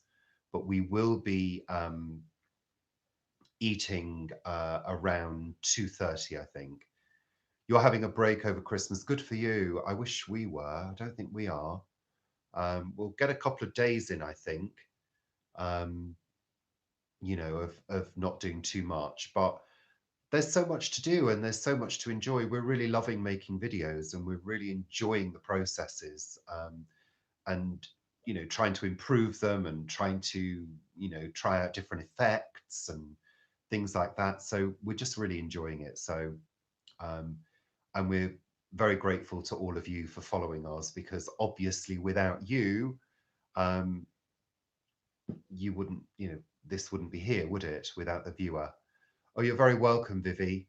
Thank you so much for joining in. Okay, first family time off over in 11 years. Wow, amazing. Yeah, it would be good to have a good break, but I don't think we're going to get one. Too much to do, too busy, la la la la la. Crazy, crazy, crazy, but hey ho. So, 31 people. I'm going to say goodbye. I'm going to say goodbye now to all of you. And I'm going to put the phone down first. Oh, yeah. Oh, Tony. Tony Smith, you're late. You're late, late, late. Oh, Tony, I'm just winding up now. Poor Paul's got a dreadful cold. He keeps signaling to me that he's fading like a poor little fading flower in a little vase with no water. That was an evil laugh. I'm sorry. I didn't mean that. I didn't mean that. Lady Macbeth. Wow. You see, the thing is, Guru. Oh, I can see I'm not going to say goodbye, am I? Because all these people have just arrived. All these fabulous people have just joined the party. This is like you're kicking people out of the Christmas party and more people turn up at the door with gifts. And you have to carry on. Pardon me. Oh, well, coal in your stocking. Yeah. Anthony. Hi, Anthony. He's opening the Baileys right now. No, okay then. Oh, I won't go just yet. I'll have a vape break instead. And I'm going to finish my tea. You just chat to yourselves. No, Jane, I'm staying. Don't worry. The party's continuing. Don't worry about me and my poor throat giving out, Jane. Yeah, don't worry. Honestly. No, I'm a professional. I can keep on going. I can go for 3 hours almost. On and on and Oh, yes. Paul's just said, yes, you can go on and on and on and on. I can talk for England. I can tell you right now, if there was a talking competition, I would win it. Oh, yeah. But you all knew that anyway, didn't you? Yes. Well, no, I can't. The thing is, I can't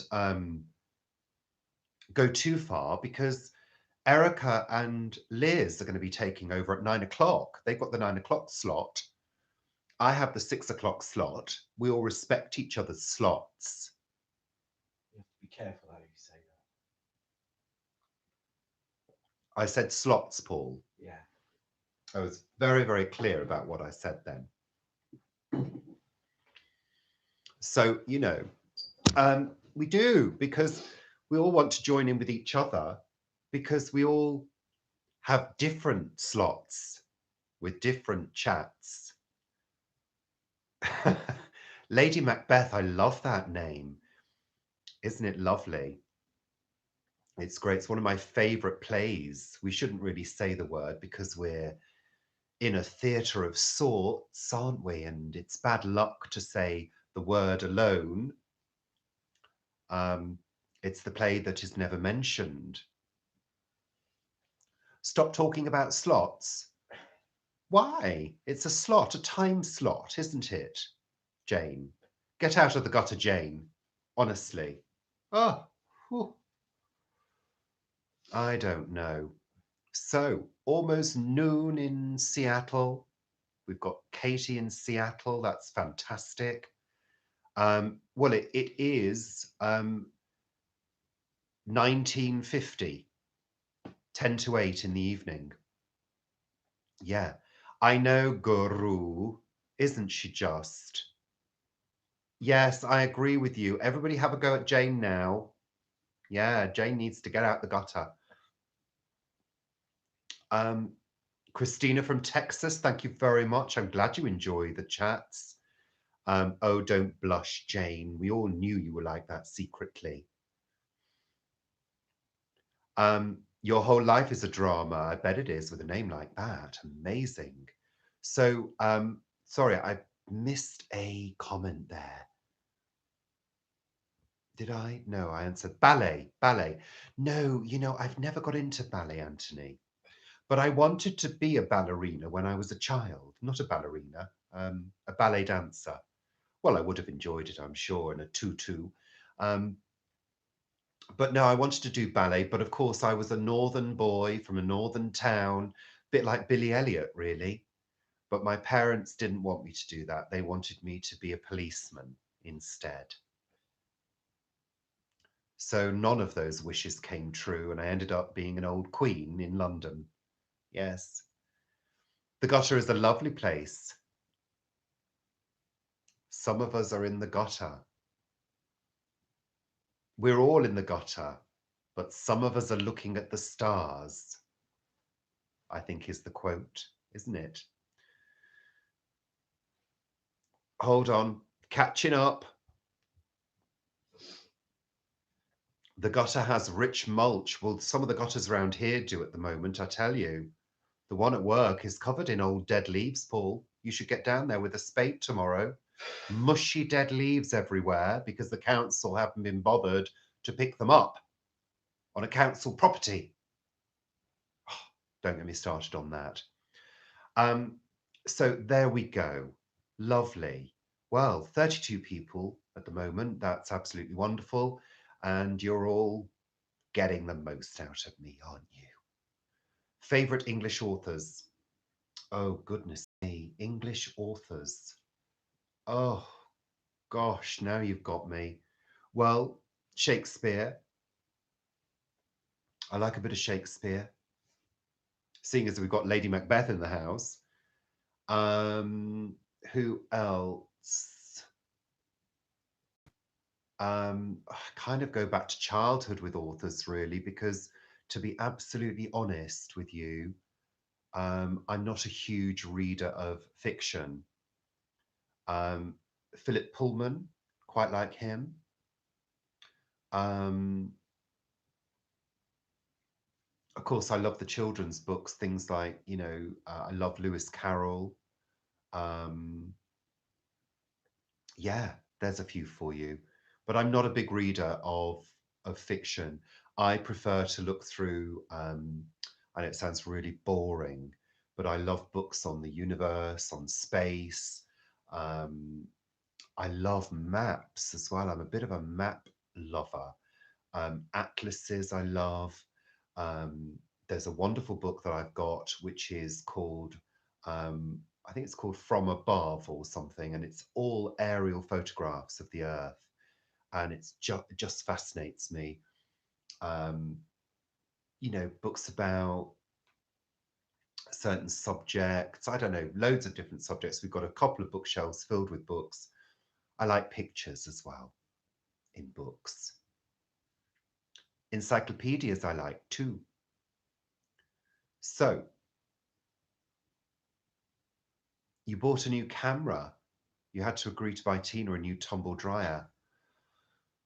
Well, yeah, fair's fair. I agree with her. Absolutely. No, the Beano. No, I wasn't into the Beano particularly. I had a couple of Beano annuals. I was more into sort of sci-fi comics. So I had Star Wars comics when I was a child. I loved them. And I collected quite a few of them. I wish I'd kept them because they probably would have been worth something now. But I was also, as a young child, I was really into things like the Famous Five, loved the Famous Five, wanted to be the Famous Five, um, you know, things like that, adventures, um, loved all of that stuff. Okay, Barbara, bye for now. No, I was never really into Marvel.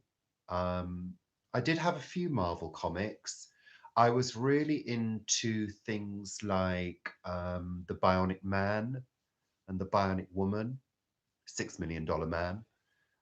Things like that I was really into. And of course, they all had comics and annuals around them as well. So, yeah, stuff like that. I was a bit of a sci fi boy. No, I haven't.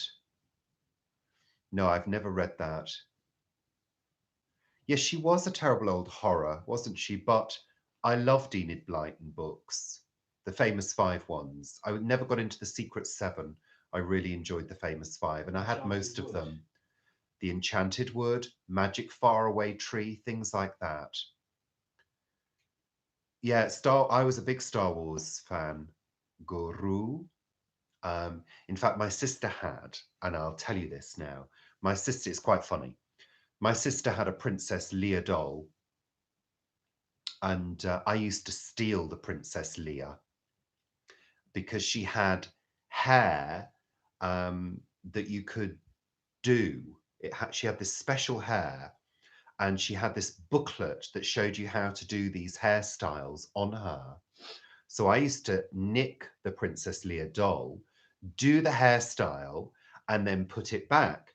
And then my sisters used to say things like, Mummy, Mummy, I think the fairies have been during the night and done Princess Leia's hair. Well, they were right about one thing, weren't they? A fairy had been during the night. There you go. So, anyway, that's my little story about Princess Leia doll. A Dark, Dark Tale was your favorite kids' book. I've never heard of A Dark, Dark Tale. Oh, we love Trek. We're big fans. We're big Trekkies. Well, we're not Trekkies. We don't go to the conferences, although I did go to one with my cousin. Um, but yeah, we love Star Trek and we really enjoyed the new one, Discovery. What's your favorite Trek series?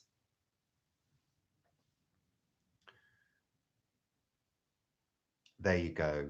The latest one. The latest one. You And love. and the one before. The first one.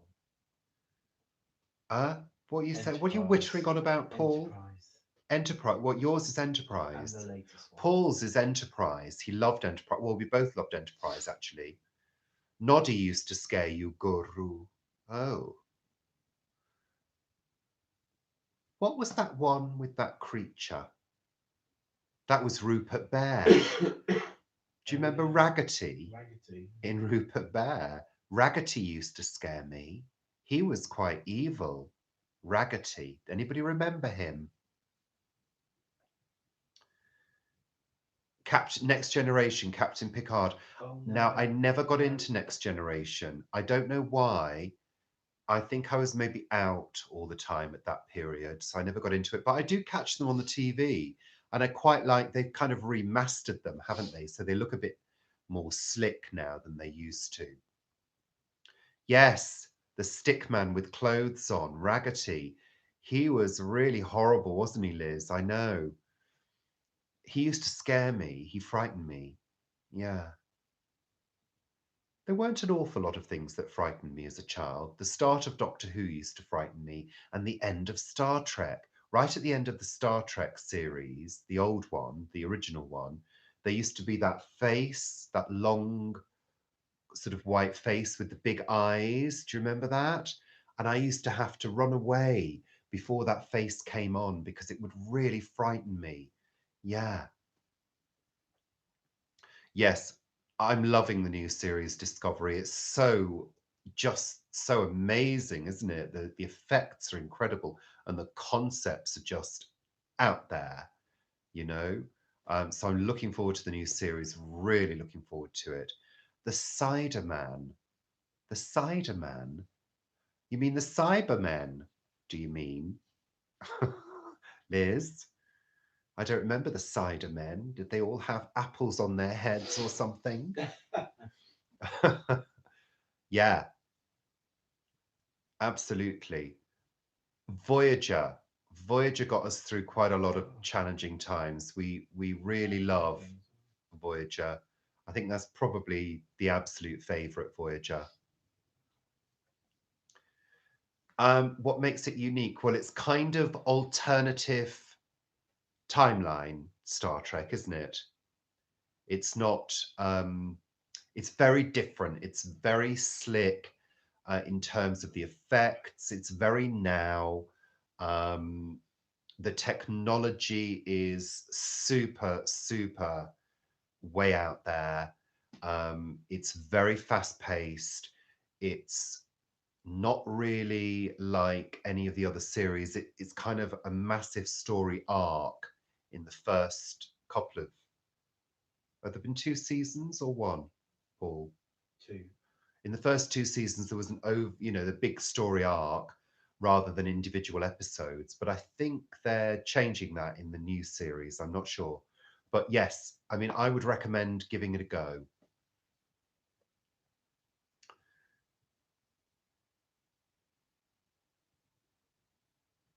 That's kind of ringing a bell, Guru.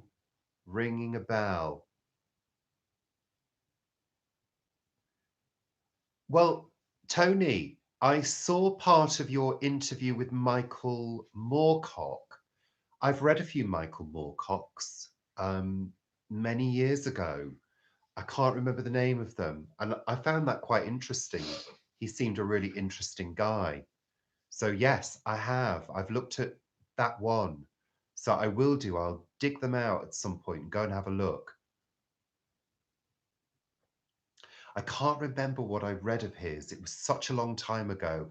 And I was on holiday and it was in the sort of a caravan and there was a library of books in there. And there were a few Michael Moorcocks and I really got into them. I think it was raining and, you want to read.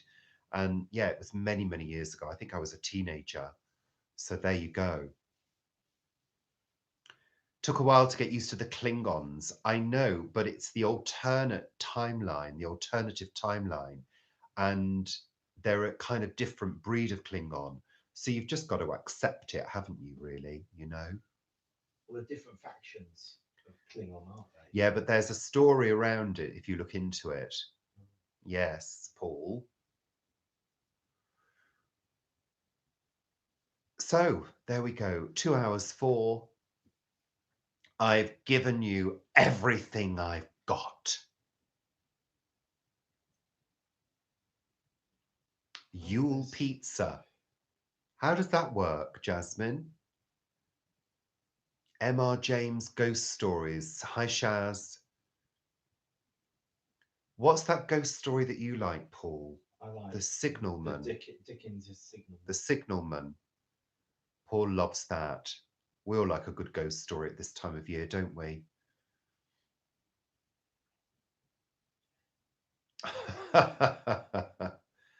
Oh, Guru. Oh, go on then, just for you.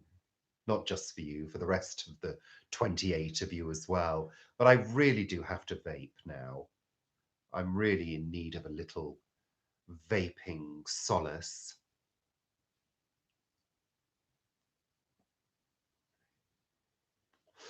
Totally agree with you. I think Michael is a great character. She's brilliant. Absolutely superb. Absolutely happy winter solstice. And if you haven't seen Lady Macbeth, we did a discussion video earlier on today all around the solstice, talking about what it means to us and how it feels to think about the ancient people and how they would have responded to the darkening days. Do I like the Tudors? We've not seen it. Are you talking about the series, Yeah. The Tudors? Haven't watched it. As a period in time, it completely fascinates me. The Tudor period completely fascinates me. Oh God, Jane, yes. Oh, I know. It's so spooky, that rhyme, isn't it? Such a spooky rhyme. You've made me go all shivery. Ooh. Have a look. It's on our channel, Lady Macbeth. You might find it interesting. Um, we're sort of talking about the facts around, you know, the solstice.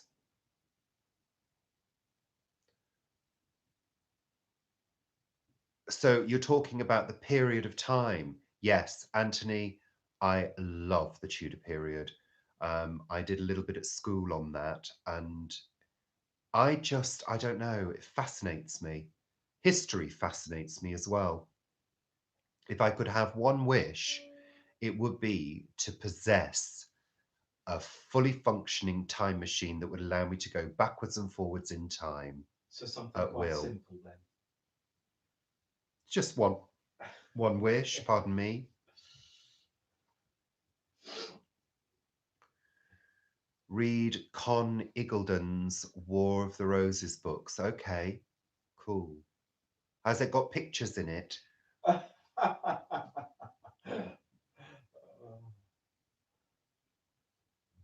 Yeah, absolutely. Anthony, I wouldn't like to get caught up in anything or, accidentally get brutally murdered by somebody because it was a brutal time as well, wasn't it?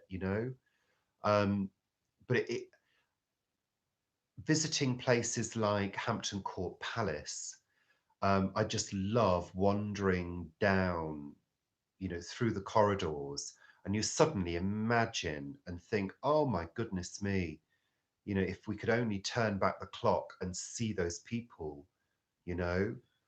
The concept of time slips as well fascinates me. I've read a few books on time slips, how some people claim to have slipped in time and gone back and seen things, that Donnie fascinates me, Darko. just fascinates me. Um, you know, there's a book called Time Storms by Jenny Randalls, and that's a fascinating book. Totally captured my imagination. So there you go. Wormholes, yeah, all of that. I mean, if you talk to, if you look at quantum physics and all of that, and if you look at time and, all of those theories, basically it says that all of that stuff is still there because time is an illusion and it's kind of cut into segments. So it's all kind of still there. So you know, according to some theorists, there's no reason why we couldn't go back somehow. Yes, I love all of that.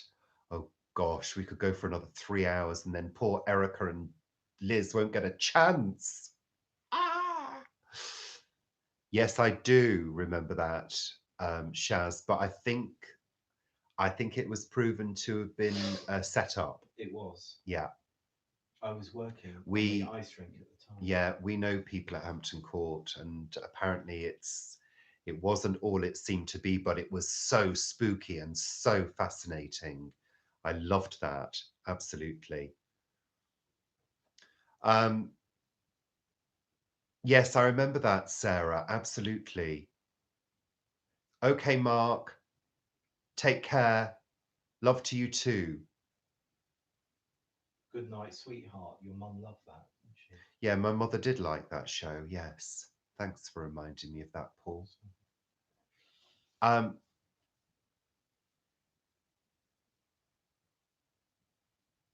well, thanks, Katie. Thanks so much for that.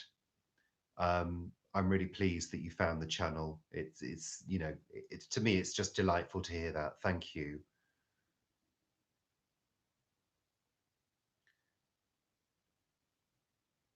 You have them all on DVD. Oh, that's lovely. Have I ever seen a ghost? It's a good question. We had the ringing bell. Um, I've talked about this before. There's been a few things that have happened to me. You have to understand, I am a skeptic in all of that kind of thing. I lean more towards science than paranormal. Um, so I'm very skeptical, but I have seen a few things in my time that I couldn't explain, and so I don't really know what they were. But you know, gosh, I'm partially blind in one eye, so you know I could see anything with this blind bit in this eye. You know, could be responsible for all sorts of things. I saw a couple of things as a child, but again, you know, children, I had a very vivid imagination when I was a child. So, you know, there's a fine line, isn't there? I still have a vivid imagination now. Um, so, you know, I really don't know.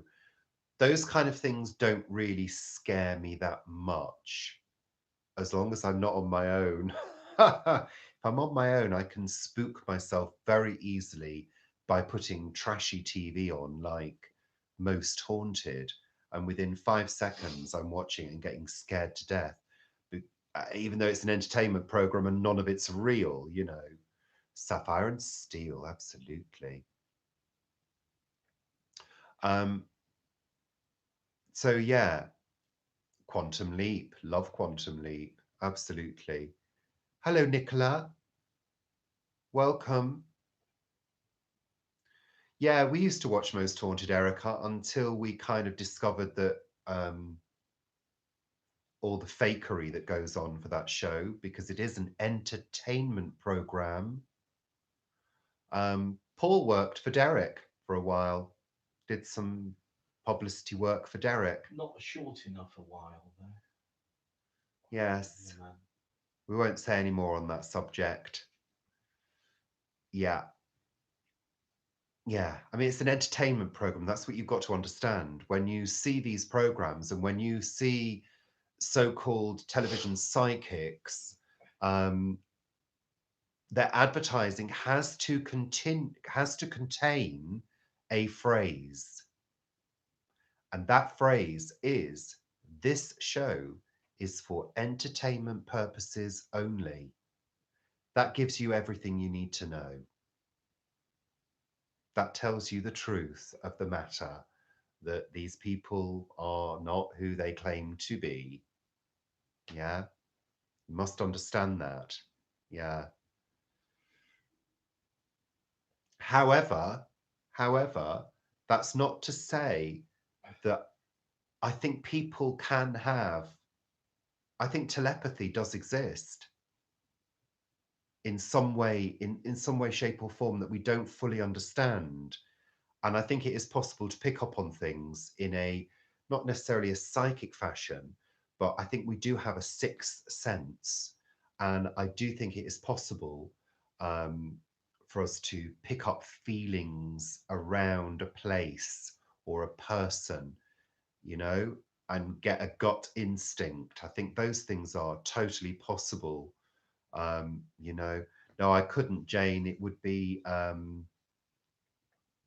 be ethical. We couldn't do that. Yeah. He wasn't his publicist as such. He just did a piece of work for him at one stage. Um, I think we're more aware than we think we are, Denise, actually. I think the senses that we possess are more finely tuned than we know, you know. Um, so I'm not saying that the paranormal doesn't exist, but I think people underestimate the power of the human senses when they're working at full strength, you know. I think we are very, very sensitive. Well, Hampton Court is supposed to be very, very haunted. It certainly has an atmosphere that I absolutely love.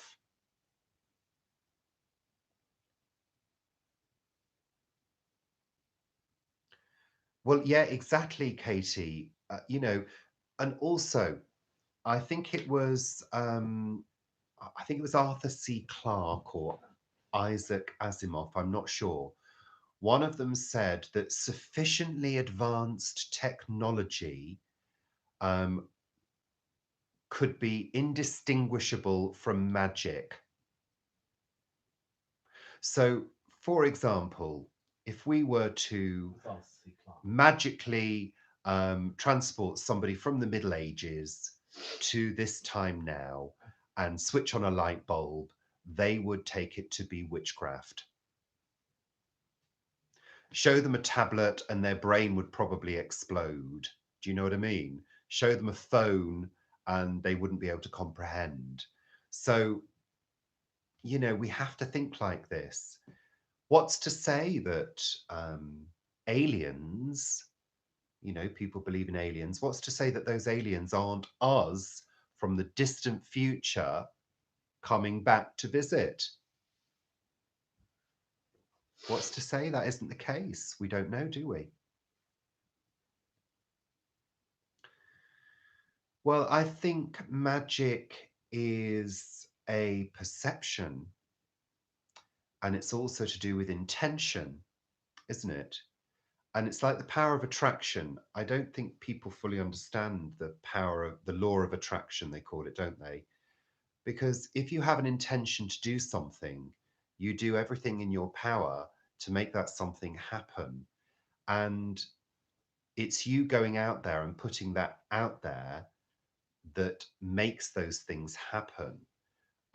You draw those people or circumstances to you through your own human power. Um, you know, but the quantum physicists would say that every single molecule is connected to every other molecule. So the power of intention, does that create some form of connection at the quantum level? Who knows? We don't know because we've not been able to prove it. So is that magic? Is it quantum physics at work? That's the way I look at it. Fascinating, amazing. You know, do witches hold the key? You know, is it a blend of certain things, certain actions that cause this quantum effect to occur? Who knows? I love it. Isn't it fascinating?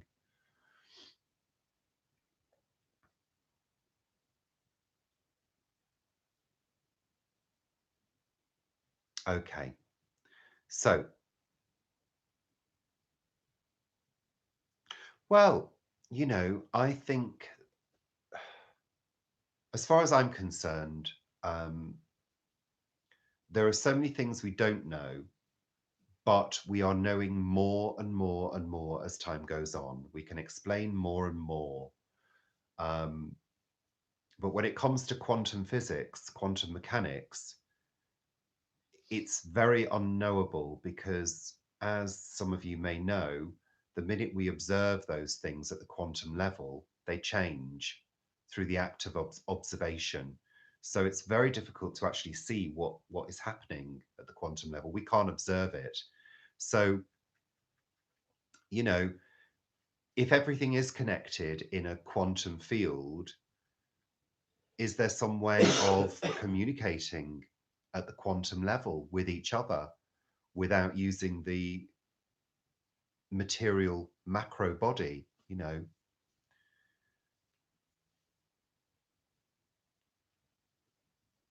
Well, isn't that true?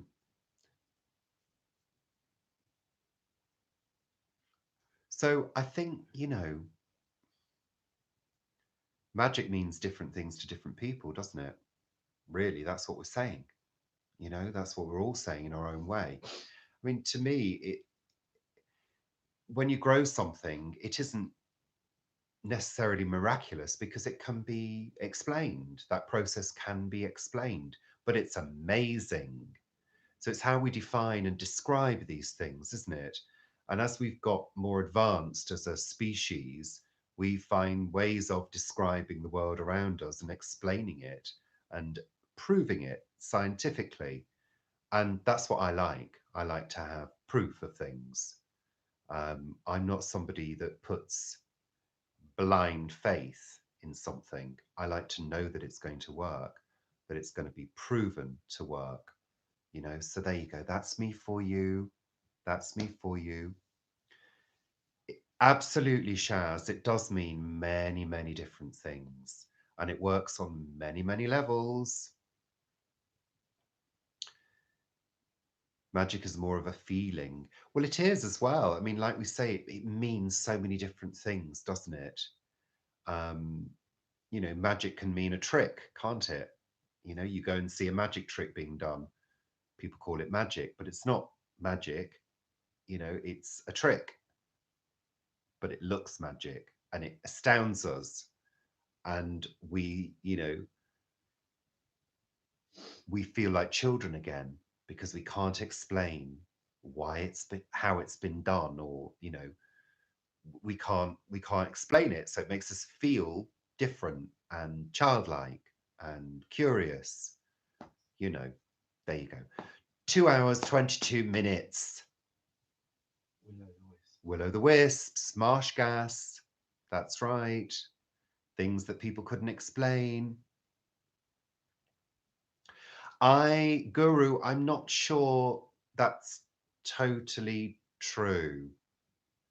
I mean, in terms of light, we only perceive a small segment because there's other wavelengths of light that exist outside human perception. But scientific measurements can be made of that light so we can see what it is. So I'm not sure about 1%, but it's like the myth that we only use a small part of our brain. It's a bit of a myth.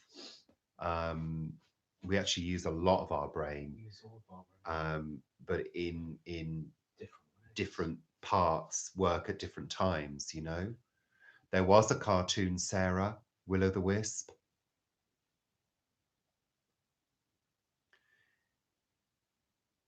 I have got a super chat button, but I've never used it, Tony. I don't really know how to use it. I know people buy things, don't they?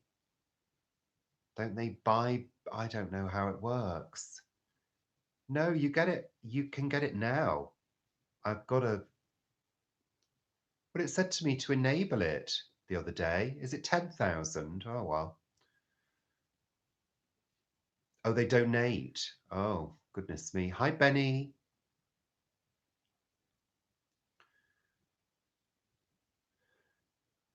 I'm very well, Benny. Still getting over the cold.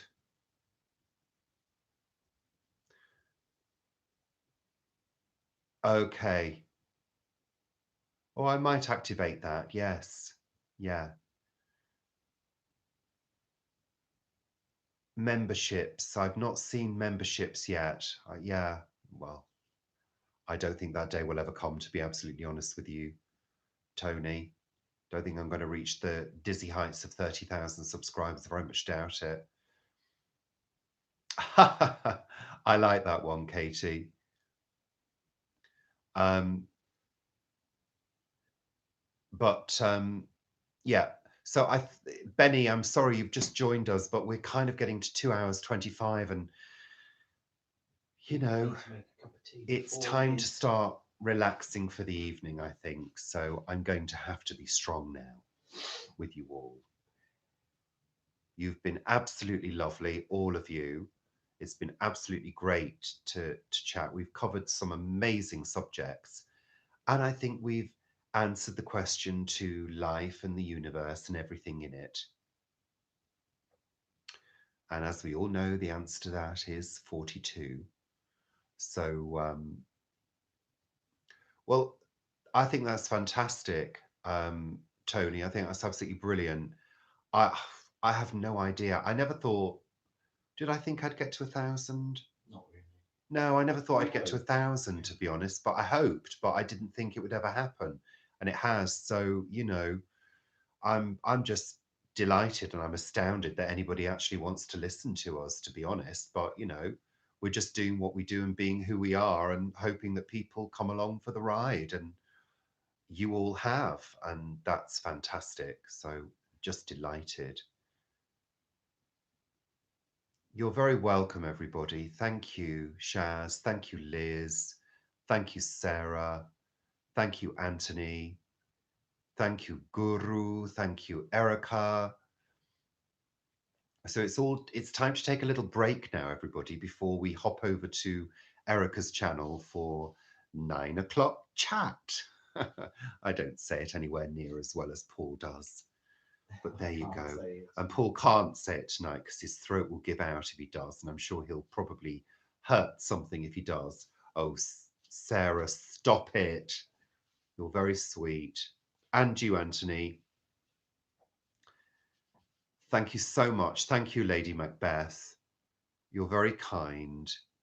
And we're very, very welcome. You're very, very welcome, I mean. I'm saying words back to front now. Yes. Happy solstice, Katie. And to you. And yeah, that's the one, Tony. You got it. Mwah, mwah, mwah. To you as well, Shaz. Thank you, Guru. The one and only Guru Murfinder. The return of the light, Heather, absolutely. And we'll start to notice it bit by bit in 3 days' time. Take care. Thanks, Tony. And I'm going to click now. I'm going to say goodbye. Thank you, Katie. I'm going to say goodbye now. I'm going to be the one hitting end stream first. No, it's me. I'm going to say goodbye first. I'm saying goodbye first. I'm going to hit the stream, end stream. It's happening now. Yes, it's going.